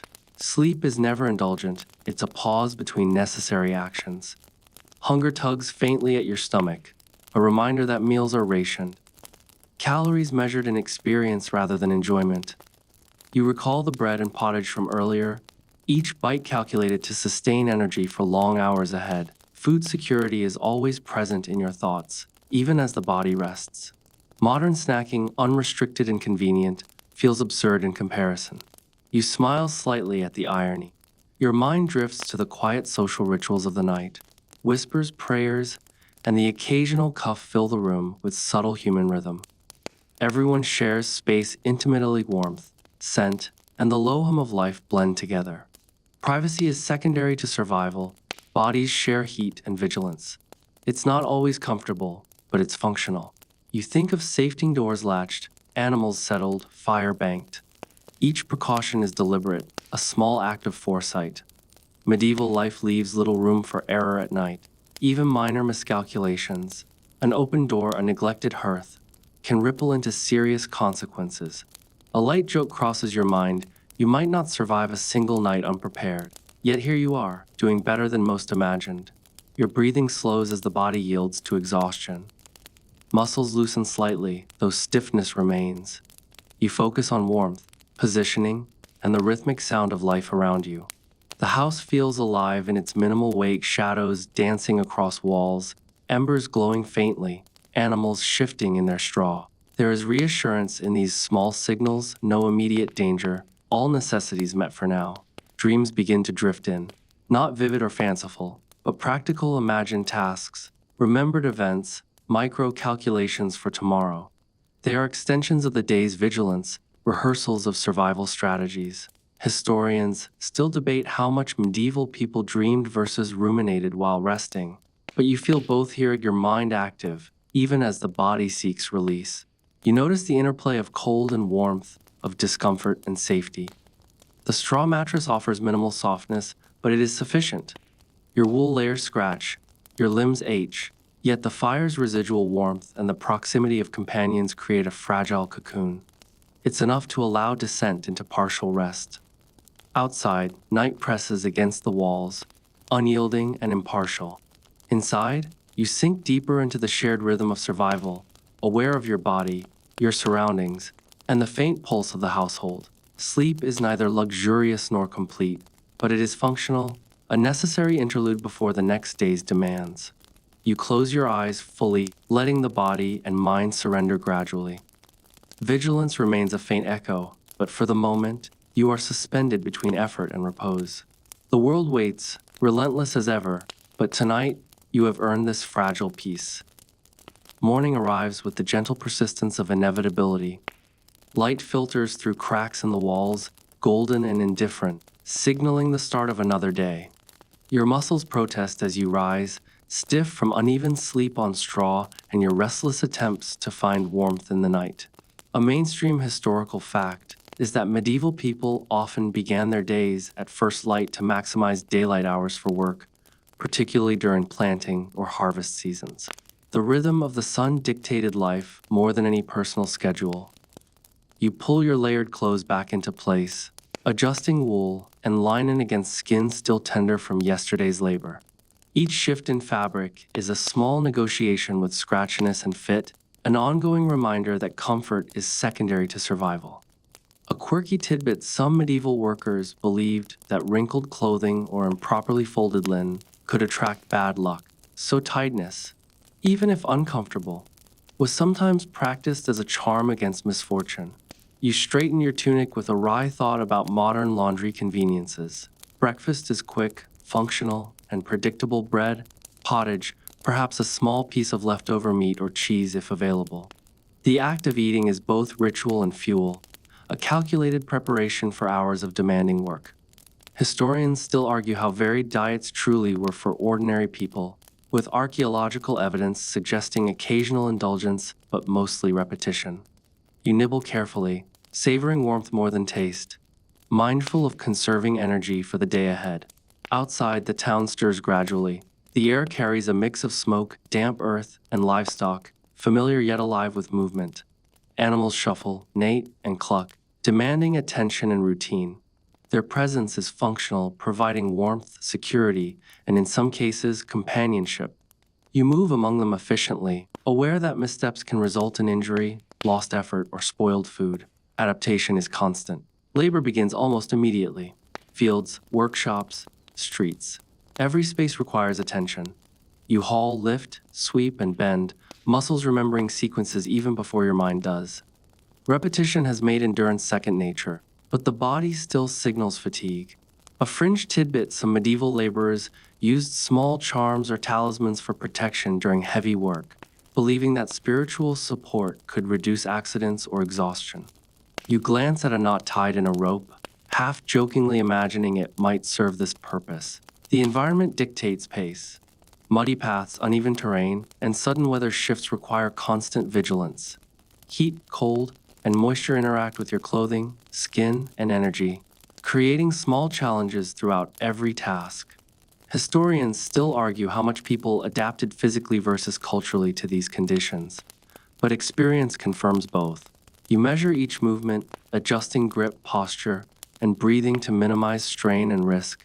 Interactions with neighbors and coworkers form an unspoken network of support and observation. Shared tasks are punctuated with brief exchanges, practical advice, or dry humor. Social dynamics are subtle but vital, too aggressive or inattentive, and relationships strain, too weak, and survival is compromised. You note these patterns, aware that navigating human behavior is as critical as managing tools or animals. Mid-morning stretches on. Hunger is building, yet the body has adapted to moderate rationing. Energy comes from anticipation, habit, and careful pacing. You sip small beer or water, bite bread, and continue, knowing that the day's challenges will not pause for fatigue. Survival is measured in incremental successes. Every task completed without mishap is progress. By the time the sun climbs higher, your body is fully engaged, your mind partially wandering, calculating, remembering. Each movement is deliberate, each decision critical. You realize that endurance, adaptation, and awareness are constant companions in medieval life. Humor, stories, and small rituals provide relief, but survival demands relentless attention.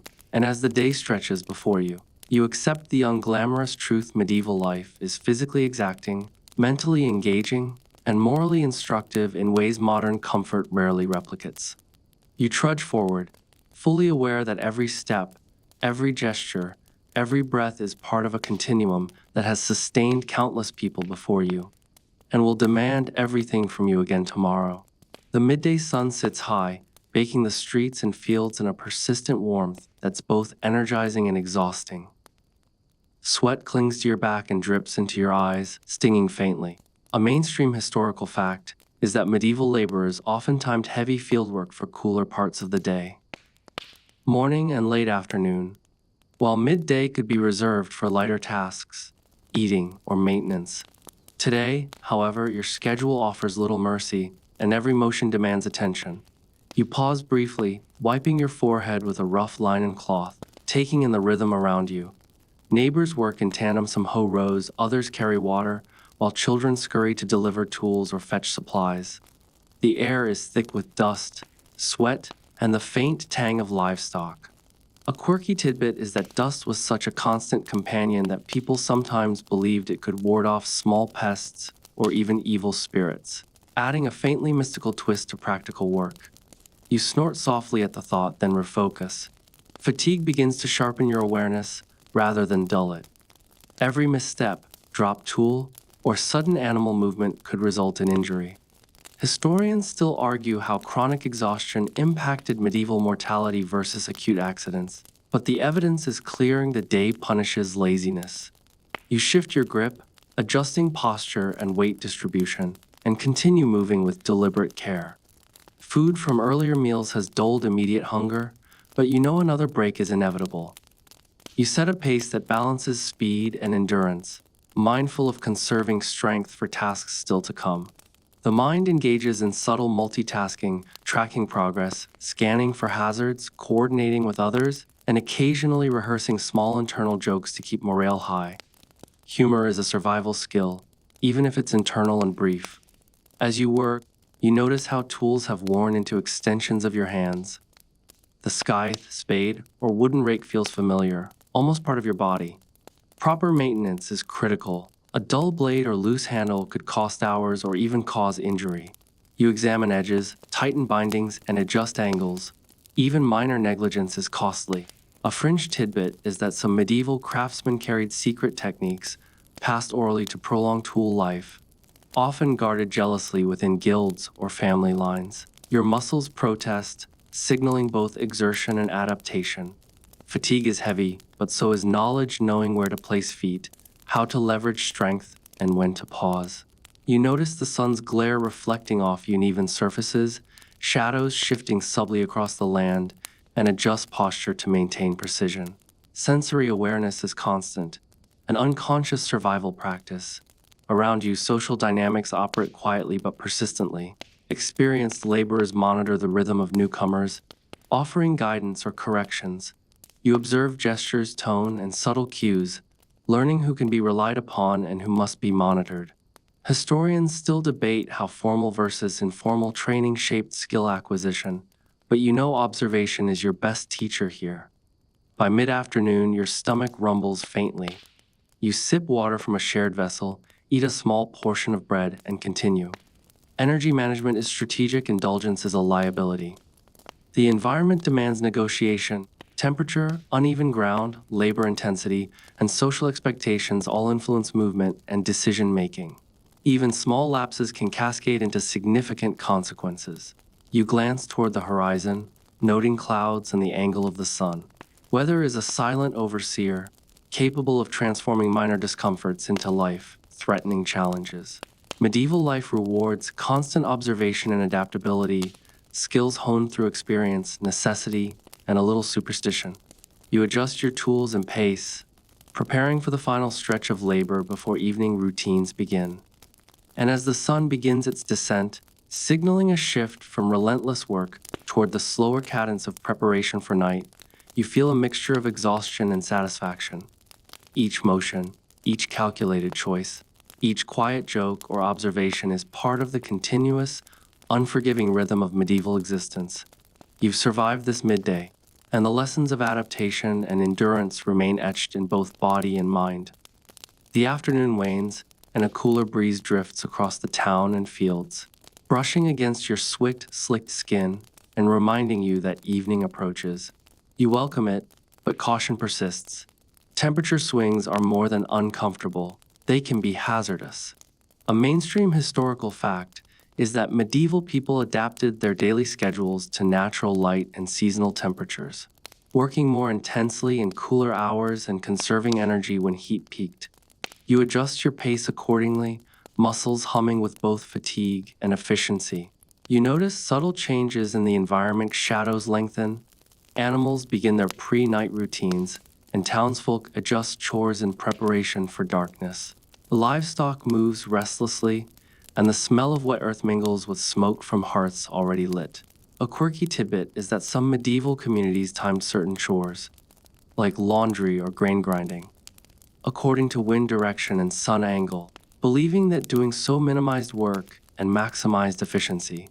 You find yourself unconsciously gauging the angle of light and the scent of smoke, a practical habit ingrained by repetition. Your energy dips, though focus remains sharp. Fatigue is inevitable, but the body has adapted to constant exertion.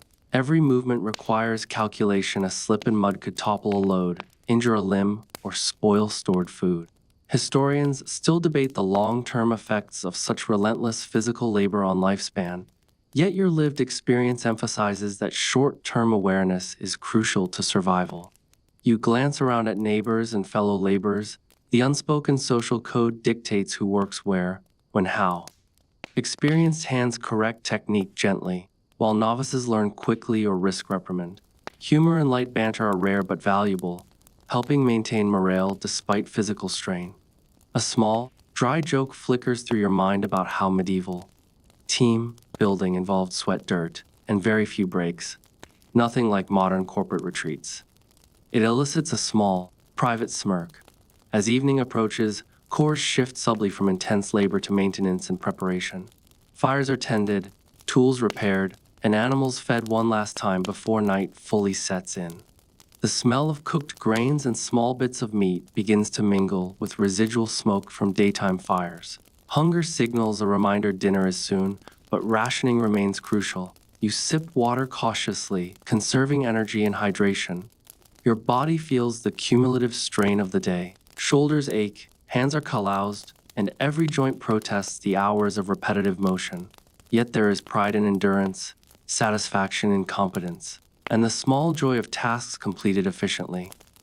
A fringe tidbit: some medieval observers noted that laborers developed subtle rituals to cope with monotony, like tapping rhythmically with a tool or mentally marking rows completed. Tiny psychological tools that kept focus intact. You hum a quiet rhythm, integrating it with your movements. The town begins to quiet down. Children return from errands, elders oversee remaining chores, and most animals settle. Shadows lengthen dramatically, transforming familiar streets into spaces of cautious movement. Vigilance is still required, darkness magnifies hazards. Historians still argue how communities balance safety and independence in the absence of formal policing, but you feel it in every careful step. Finally, you set down your tools and survey the surroundings. Evening brings a subtle relief, but the work isn't over. Fires must be banked, animals settled, and leftover food distributed or stored. Each action is deliberate, efficient, and measured. Humor, ritual, and observation provide relief and instruction, yet fatigue underlines the importance of every small choice. You pause, inhaling the mixture of smoke, earth, and animal musk, savoring a brief moment of quiet before night takes full hold. And as the sun dips further, casting long, dramatic shadows, you recognize a rhythmo work: observation, adaptation, rest. Medieval life is exacting, unforgiving, yet structured in ways that reward awareness and endurance. You have survived another full day, muscles tired, mind alert, and spirit quietly amused by the minor absurdities of human effort in this relentless world. Nightfall descends fully now, and the world beyond your walls is wrapped in darkness, pierced only by the occasional flicker of a distant torch or the faint glimmer of stars. You trudge home or toward your designated sleeping space, muscles still humming with the strain of the day. A mainstream historical fact is that artificial lighting was minimal in medieval households. Tallow candles or small oil lamps provided limited illumination, making dusk to dawn hours a time for low-light chores or rest rather than complex tasks. Your eyes adjust, alert to every shadow and subtle sound.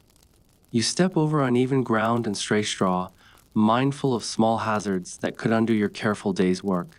The cool night air brushes against your damp skin, an uncomfortable contrast to the lingering warmth of exertion. A quirky tidbitting: some medieval people believed that lingering outside after dark without proper protective herbs or charms could attract mischievous spirits or even illness. You hum a faint joke about how you could never survive such superstitions without constant vigilance. Dinner is underway, modest and functional. Pottage, bread, and perhaps some preserved meat or cheese are distributed with careful attention. Every bite is calculating energy for tomorrow, not indulgence. You taste the warmth more than the flavor, aware that meals are part of the survival cycle, not leisure. Historians still argue how monotonous daily meals affected both physical and psychological health, but your current awareness emphasizes practicality over pleasure. You settle near the hearth, where the fire casts dancing shadows that stretch across the room. Animals, settled for the night, emit the soft, steady sounds of contentment: low bleats, clucks, snuffles, and the occasional cough. Their presence is practical, providing warmth, companionship, and protection. A fringe tidbit: pigs were sometimes allowed indoors during winter specifically for body heat, doubling as living radiators. You shift slightly, grateful for the shared warmth. Conversation is minimal, a mix of low murmurs and soft laughter. Storytelling begins to fill the quiet spaces: lessons woven with humor, warnings hidden in narrative, and historical events transformed into memorable tales. Oral tradition dominates, literacy is rare, and spoken word is both entertainment and education. You listen attentively, absorbing advice and laughter in equal measure. After dinner, chores continue in diminished intensity. Water must be replenished, fires banked for the night, and tools tidied for morning use. Your body moves mechanically, muscles accustomed to repetition, yet fully aware that a single lapse could cost time, energy, or safety. Historians still argue how much medieval night routines were dictated by tradition versus immediate necessity, but experience confirms a practical combination of both. As darkness deepens, your mind drifts toward reflection and minor planning. Tomorrow's labor food and potential hazards play across your awareness. Sleep will come, but only after careful preparation, blanket adjusted, animals settled, doors latched, fires banked. Vigilance is woven into every motion. You hum quietly, inventing a private rhythm to steady body and mind. You pause near the hearth, inhaling the mixture of smoke, straw, and earth, savoring its grounding presence. Comfort is relative, warmth against chill, food against hunger, shelter against exposure. You are alive and aware. Each small success a measured victory in a world that offers no leniency. Finally, you settle onto your straw mattress or designated bedding, adjusting layers for maximum warmth. Sleep begins to encroach gradually, muscles softening, mind remaining half alert. Shadows flicker, animals stir occasionally, and the household rhythm persists quietly.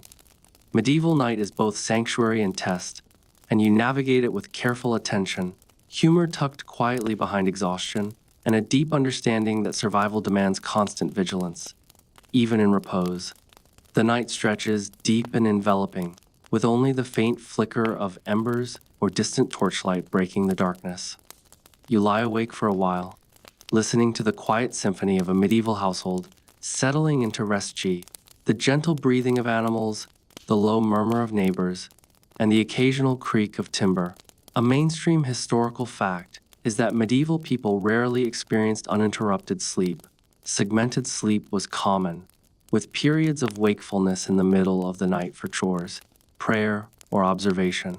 You shift slightly, mindful of your stiff muscles and the uneven straw beneath you. Even in near darkness, the senses are alert. Every subtle sound, footsteps, rustling straw, distant barking, carries meaning. You remain aware of potential threats: a mischievous animal, an unsecured door, or a sudden chill.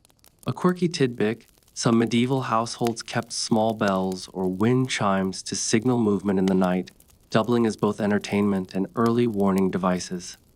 You listen, half smiling at the ingenuity, half relieved that your own home is quiet. Hunger tugs lightly, a whisper rather than a roar.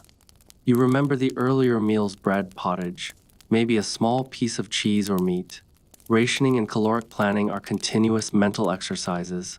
Historians still argue how much this constant attention to food impacted long-term health and behavior. But your current awareness underscores necessitating energy is a resource, not an indulgence. Thoughts drift to warmth. The fire has burned low but remains sufficient to radiate residual heat. You adjust blankets, curl closer to shared body warmth of an animal or neighbor, and inhale deeply. The mixture of smoke, straw, and lingering meal aromas is oddly comforting. A sensory reminder that survival is a sequence of careful calculations: food, fire, and vigilance. Your mind begins its slow wander through reflections and minor mental rehearsals: tomorrow's tasks, weather predictions, and strategies for efficient labor. Even dreams are practical, blending rehearsal with anticipation. A fringe tidbit is that some medieval thinkers believed dreams carried premonitions or moral lessons, so nightly reflection was both entertainment and instruction. You hum softly, letting a private rhythm guide the transition from wakefulness to sleep. The household settles further. Children are quiet, elders restfully inclined, and animals nestle into straw, content for the moment. Light flickers from embers, shadows dance lazily across walls, and the rhythm of life slows. You allow yourself a measure of relief, recognizing that the day's labors are concluded, even if momentarily suspended by darkness. Your breathing deepens, muscles slowly relaxing. Awareness is still present, a background hum of caution, but the body responds to the signal of night. Comfort is minimal, but warmth, food, and shelter are enough to allow partial surrender. You think briefly about how different this is from modern life: no soft mattress, no central heating, no guarantee of privacy, yet a strange satisfaction in having navigated another day successfully. Outside, wind rustles faintly through streets and alleys. The town is quiet, punctuated only by natural nocturnal sounds. Every sense remains alert, yet the rhythm of night allows rest. You close your eyes fully, letting body and mind gradually sink into a controlled, measured sleep, aware that tomorrow will bring renewed labor, attention, and vigilance. In these moments, you understand the delicate balancing the interplay of survival, comfort, routine, and observation. Medieval nights are neither indulgent nor luxurious, but they teach a subtle mastery of presence, patience, and endurance. And as the body finally softens, the mind hums quietly, carrying the lessons of the day into dreams. Dawn creeps in slowly, stretching pale fingers through gaps in the walls and the thatched roof. You awaken once again, joints stiff, back aching from the uneven straw mattress, and muscles protesting the day's accumulation of labor. A mainstream historical fact is that medieval mornings were dictated almost entirely by natural light. The rising sun signaled work, prayer, and routine regardless of personal preference. You groan quietly, aware that the day ahead will demand the same endurance as yesterday. Clothing is a negotiation: wool layers for warmth, linen for comfort, patched and frayed from constant use. Every shift, tug, and adjustment reminds you of the physicality of medieval life. A quirky tidbit is that some households would sprinkle scented herbs between layers to mask odors, a crude precursor to modern deodorant. You wrinkle your nose at the faint scent of smoke and straw, wondering if lavender might help, if only it were more than a novelty. Breakfast is brief and functional: bread, pottage, perhaps some ale or small beer for hydration. You chew methodically, appreciating the sustenance more than flavor, and thinking about the day's work ahead. Historians still argue how diet influenced labor efficiency and long-term health, but in this moment, energy and survival are your only concerns. You swallow, muscles warming as the day begins to assert itself. Outside, the town awakens. Livestock steer, neighbors shuffle to begin chores, and smoke curls from numerous hearths. The air carries the mingling scents of earth animals and cooking fires. You step carefully over uneven ground, mindful of mud, stray straw, and tools left from yesterday. Adaptation is constant, awareness is survival. A fringe tidbitting: some workers carried small charms or talismans to protect against minor accidents during labor, blending superstition with practicality. You pat the worn handle of your tool, half in jest, half in habit. Labor begins again, the rhythm familiar yet unforgiving. Fields, streets, and workshops demand attention. Water must be carried, animals tended, and tools repaired. Muscle memory guides most actions, but every step requires coordination, balance, and strength. You note the way shadows stretch differently today, how sunlight angles across the uneven ground, and adjust each movement to optimize effort and minimize risk. Historians still debate how medieval workers balanced repetitive labor with occasional leisure, but observation makes it clear focus rarely wavers for long. Mid-morning hunger begins to remind you subtly of caloric needs. You take small strategic sips of water, nibble bread, and keep moving. Every action is measured, every motion purposeful. Humor and small mental games, counting rhythm, storytelling, provide relief, but the day is relentless. Muscles ache, skin itches under layered clothing, and hands carry the marks of constant work.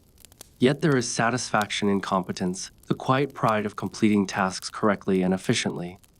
By midday, sun and fatigue converge. Sweat dampens your clothing, dust and earth cling to your skin, and every motion is deliberate. Observation remains critical: a misstep could injure, overstrain, or spoil valuable resources. You notice subtle social cues: neighbors adjusting pace, children returning from errands, elders offering guidance. Coordination is informal but vital, a choreography born of necessity. Even as you work, you reflect briefly on the rhythm of medieval life: continuous labor, punctuated by minimal rest, meals that fuel survival rather than pleasure, and social rituals that reinforce cooperation. Humor, observation, and vigilance remain your allies. The day is demanding, exacting, yet structured, predictable in its intensity, and full of lessons for anyone attempting to navigate it. The afternoon stretches on, sun beating down, shadows shifting slowly across fields, streets, and rooftops. You are deep into the rhythm of labor, muscles straining, joints stiff, sweat dampening your hair and clothing. A mainstream historical fact is that medieval peasants often worked continuously for 10 to 12 hours a day during planting, harvesting, or construction seasons, with little variation between weekdays. Your body feels the cumulative effect of constant movement, yet experience and muscle memory keep you moving efficiently. You pause briefly to adjust grip on your tools and wipe sweat from your brow. Every movement is deliberate, precise, and calculated.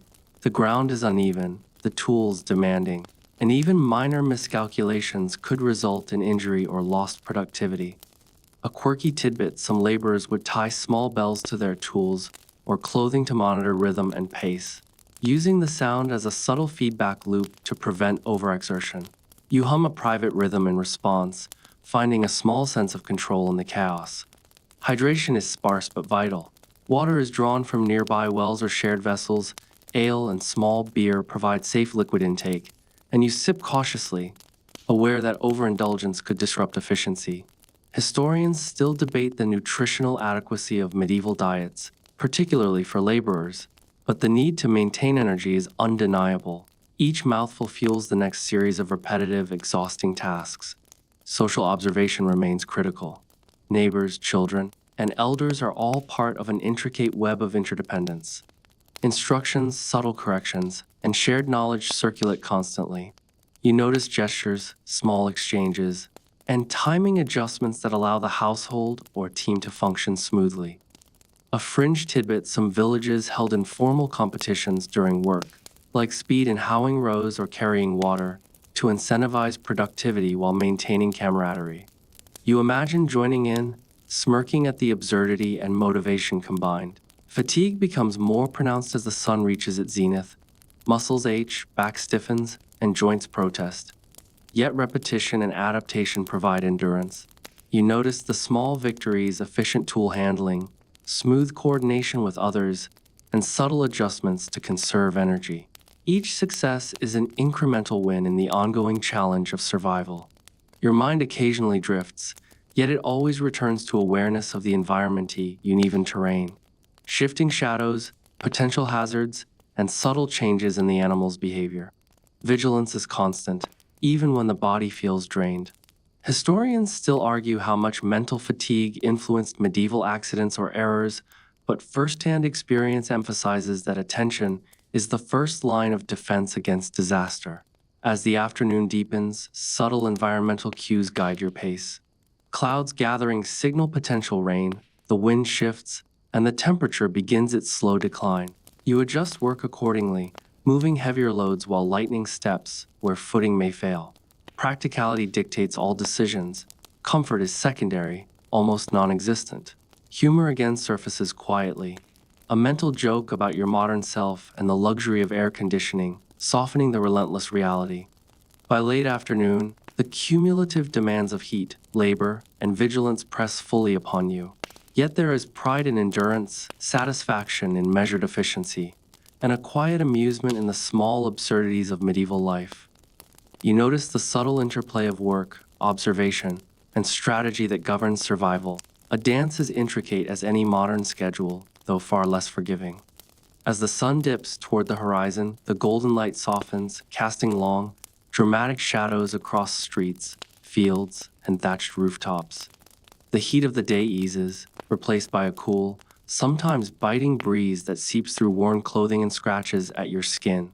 A mainstream historical fact is that medieval people timed their heaviest labor for cooler parts of the day or evening, when fatigue from midday exertion intersected with safer, more manageable temperatures. Your muscles groan, but the rhythm of survival continues. Tonight, like every night, will demand care and attention. You move through familiar spaces, stepping over stray straw, uneven ground, and the occasional mud puddle. Every action is intentional. A misstep could strain a joint, spill a load, or disrupt a task critical to household survival. A quirky tidbit: some medieval people used small sticks or markers to create makeshift pathways or identify hazards, especially in dim light, turning everyday survival into an improvised form of engineering. You laugh quietly at the ingenuity, appreciating how necessity drives creativity.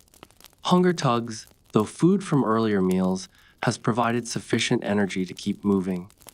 You nibble bread or sip small beer strategically, conscious that overindulgence could impede efficiency. Historians still argue about the adequacy of medieval diets, noting that while calorie intake might have been sufficient, nutrient variety was limited. You feel the truth in the body's responses as energy must be rationed, not squandered. Interaction with neighbors and fellow laborers continues in subtle ways. Instructions are given quietly, corrections are gentle but precise, and camaraderie exists in shared hardship. Humor emerges in whispered comments or private quips, providing relief without disrupting rhythm. A fringe tidbit: medieval work songs sometimes doubled as coded communication, relaying practical instructions across fields or workshops. You hum a line silently, imagining the layered meaning in song. The air carries a mix of scents: smoke from the hearth, the faint tang of animals, earthy soil, and the lingering aroma of evening meals. Each informs you of the environment, safety, and resources. Observation is instinctive, inexperience could mean injury or wasted effort. Historians still debate how sensory acuity influenced survival and labor efficiency, but first-hand awareness confirms its centrality. Night chores begin subling. Animals are settled for sleep, fires banked for warmth, and tools cleaned or prepared for tomorrow. Movement is deliberate, muscles tired but efficient. Even small lapses, forgetting to secure a door, misplacing a tool, neglecting a minor injury, can have consequences. Humor persists in small internal jokes about your own modern expectations versus medieval reality, easing tension. As darkness settles fully, the household enters a quieter rhythm. Children retreat to bedding, elders oversee final tasks, and animals nestle in straw. The balance of warmth, vigilance, and minimal comfort defines the night. You adjust layers, shift to conserve heat, and inhale deeply the mixed smells of home and hearth. You reflect briefly on the day's labor, noting the small victories, lessons learned, and the continued practice of endurance. By late evening, your body is fatigued, but there is a measure of pride in survival. Attention, humor, and observation have carried you through another long, exacting day. Shadows flicker from embers, and the subtle sounds of life continue: soft breathing, rustling straw, occasional coughs. Comfort is sparse but sufficient. The household is secure, and you have earned this temporary reprieve. Survival, after all, is a continuous negotiation, and tonight's balance is a small victory in that ongoing process. The deep night is quiet, yet alive with subtle movements and sounds that keep you half alert. You lie on your straw mattress, adjusting layers of wool and linen for warmth, muscles stiff from 2 full days of continuous labor. A mainstream historical fact is that medieval people often slept in shared spaces with animals for warmth, using every available resource to conserve heat and maintain vigilance. You shift slightly, feeling the residual warmth of the day mingle with the chill of night, a delicate balance of comfort and awareness. Outside, the air is crisp, carrying faint scents of earth, smoke, and livestock. Every subtle sound, the scuffle of a goat, the rustle of straw, a distant calf, provides information about safety and activity. A quirky tidbit: some medieval households used small sticks or stones in bedding arrangements to discourage pests like mice, doubling practical function with superstition. You wiggle slightly, feeling the textures beneath you, and quietly appreciate these small survival hacks. Food memories linger. The day's meals were sparse but functional: bread, pottage, and small portions of preserved meat or cheese. Caloric efficiency dictated choices, and indulgence was rare. Historians still debate how monotony in diet affected medieval mental health, but you feel the clarity that comes from necessity. Fuel is function, not pleasure. You nibble a piece of leftover bread, savoring warmth more than flavor, aware that preparation for tomorrow begins in small, deliberate acts tonight. Your mind drifts toward ritual and reflection. The quiet of the night allows rehearsal of tomorrow's tasks: tending animals, carrying water, coordinating with neighbors, repairing tools. Every detail counts.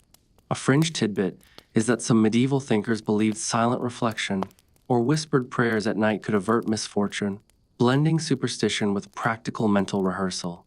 You murmur a quiet internal blessing, part habit, part amusement. Movement in the household continues softly. Neighbors adjust positions, animals stir, Fires crackle faintly. You remain aware of each sound, each shadow, yet allow the body to soften into rest.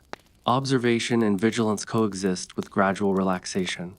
Historians still argue how medieval people balanced rest with readiness, but experience confirms partial surrender is possible. But alertness never fully disappears. The interplay of warmth and chill creates a rhythm of micro adjustments, blankets shifted, posture changed, proximity to animals managed. Comfort is relative, but sufficient. You reflect on the cumulative effect of repeated days' endurance, observation, humor, and subtle adaptation have become second nature. Small internal jokes about modern conveniences and their absence in this world keep spirits light. As the night deepens, sleep encroaches gradually. Muscles soften, breathing slows, and the mind drifts toward fragmented dreams. Practical, reflective, sometimes humorous. The household rhythm pulses faintly around you, a gentle reassurance of life and continuity. Every precaution taken, every small ritual observed, contributes to a sense of safety, however tenuous. You settle fully into your bedding, acknowledging that tonight's rest is earned, temporary, and essential. And in this quiet darkness, you feel the balance of medieval life, labor and rest, vigilance and relaxation, discomfort and satisfaction. Survival is constant, structured, and exacting, yet moments of calm, warmth, and humor punctuate the relentless rhythm. You exhale slowly, allowing the body to sink deeper into rest, while the mind maintains its faint awareness, bridging labor, observation, and endurance into a continuous living experience. Morning returns, pale and persistent, spilling light through the cracks in walls and roof. Your muscles complain as you rise from the straw bedding, stiff from consecutive nights of minimal comfort and constant vigilance. A mainstream historical fact is that medieval people were conditioned to rise with the sun and begin work immediately. Schedules were dictated by natural light rather than clocks. You stretch, adjusting layers of wool and linen, feeling every ache and stiffness as a reminder of yesterday's labors. Breakfast is functional and brief: bread, pottage, and a sip of ale or small beer to hydrate. The purpose is sustenance, not pleasure. Hunger is managed, but taste is secondary. Historians still argue how nutritional monotony impacted physical and mental endurance, yet you notice that survival skills, awareness, rhythm, and pacing matter more than flavor.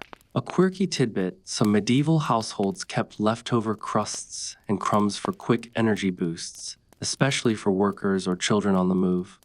You crunch on a small piece of bread, savoring warmth and energy. Outside, the town awakens gradually. Animals stir, neighbors shuffle to begin daily chores, and the mingling scents of earth, livestock, and smoke fill the air. Every step requires attention: mud, stray straw, and uneven ground remain hazards. You adjust posture and pace, muscles remembering routines almost instinctively. A fringe tidbit: some villagers used subtle markers or worn paths to guide safe movement, minimizing accidents and improving efficiency. You follow these invisible cues instinctively, a small nod to practical ingenuity. Labor resumes, relentless and exacting. Fields must be tended, tools maintained, water carried, and animals cared for. Each motion demands attention, balance, and endurance. You notice small victories: tasks completed efficiently, coordination with neighbors, adjustments to the environment, and minor humor tucked between grunts and sweat. Historians still debate how monotony, fatigue, and ritual combined to shape medieval daily life, but your lived experience emphasizes observation, adaptability, and subtle resilience. Mid-morning approaches, and fatigue is already pressing. Hunger tugs faintly, and muscles ache. You pause briefly, sip water, and eat another piece of bread, thinking strategically about energy management. Every bite is a small investment in continued survival. Humor surfaces again, a silent joke about modern luxuries like soft beds or instant meals, fleetingly comforting against the rigor of reality. As the day progresses, you reflect on the cumulative experience: repeated labor, vigilance, observation, and social interaction have honed endurance, adaptability, and practical wisdom.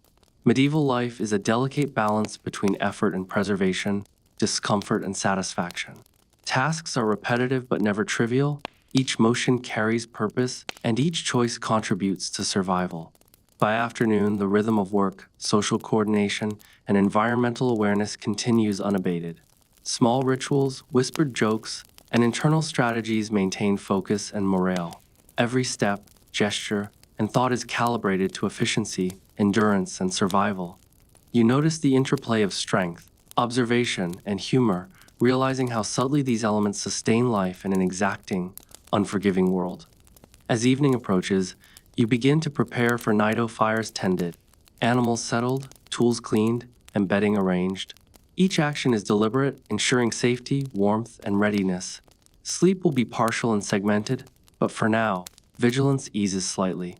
Humor, observation, and practical adaptation remain constant companions. And so, another day concludes in this demanding, structured, and relentless medieval world. Labor, rest, vigilance, and humor intertwine seamlessly, teaching endurance and mindfulness.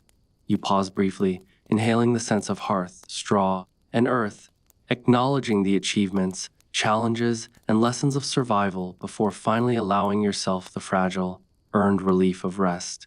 As the final shadows lengthen, you allow yourself to breathe more deeply, letting muscles soften and the mind release its constant vigilance. The air is cool, the hearth emits a gentle warmth, and the subtle sounds of life, rustling straw, soft animal movements, distant voices, create a comforting rhythm. You feel the persistent ache in your shoulders and knees slowly blend into the background, a reminder that effort has been met with endurance, not punishment. The straw beneath you is uneven, the layers of wool scratch and shift, but they hold you safely within the fragile cocoon of warmth and routine. You reflect on the patterns of survival, repetition, observation, careful planning, and subtle humor weaving through every motion. Each day, each action, each whispered joke or mindful pause contributes to a sense of control in a world that demands constant attention. The smells of hearth, straw, and cooked grains linger, grounding you in the tangible, physical world even as your body drifts toward rest. Your mind softens its focus, moving from active planning to gentle reflection. You remember small victories, tasks completed efficiently, minor hazards avoided, subtle adaptations that made labor manageable. The humor, the quirky tricks, and the rituals of daily life float alongside these memories, creating a tapestry of resilience, ingenuity, and human persistence. Outside, night presses gently, quiet yet alive, a reminder that life continues beyond these walls. Breathing slows, heart rate eases, and the tension in muscles releases incrementally. The day's lessons settle into memory, the rhythm of labor and survival recedes, and your body finally allows the mind to wander into partial sleep. Comfort is sparse, but sufficient. You are alive, aware, and resilient, prepared to meet the next day, tempered by experience and gently reassured by the quiet presence of life around you. Allow the softness of the night to envelop you fully, letting each small sensation fade into calm.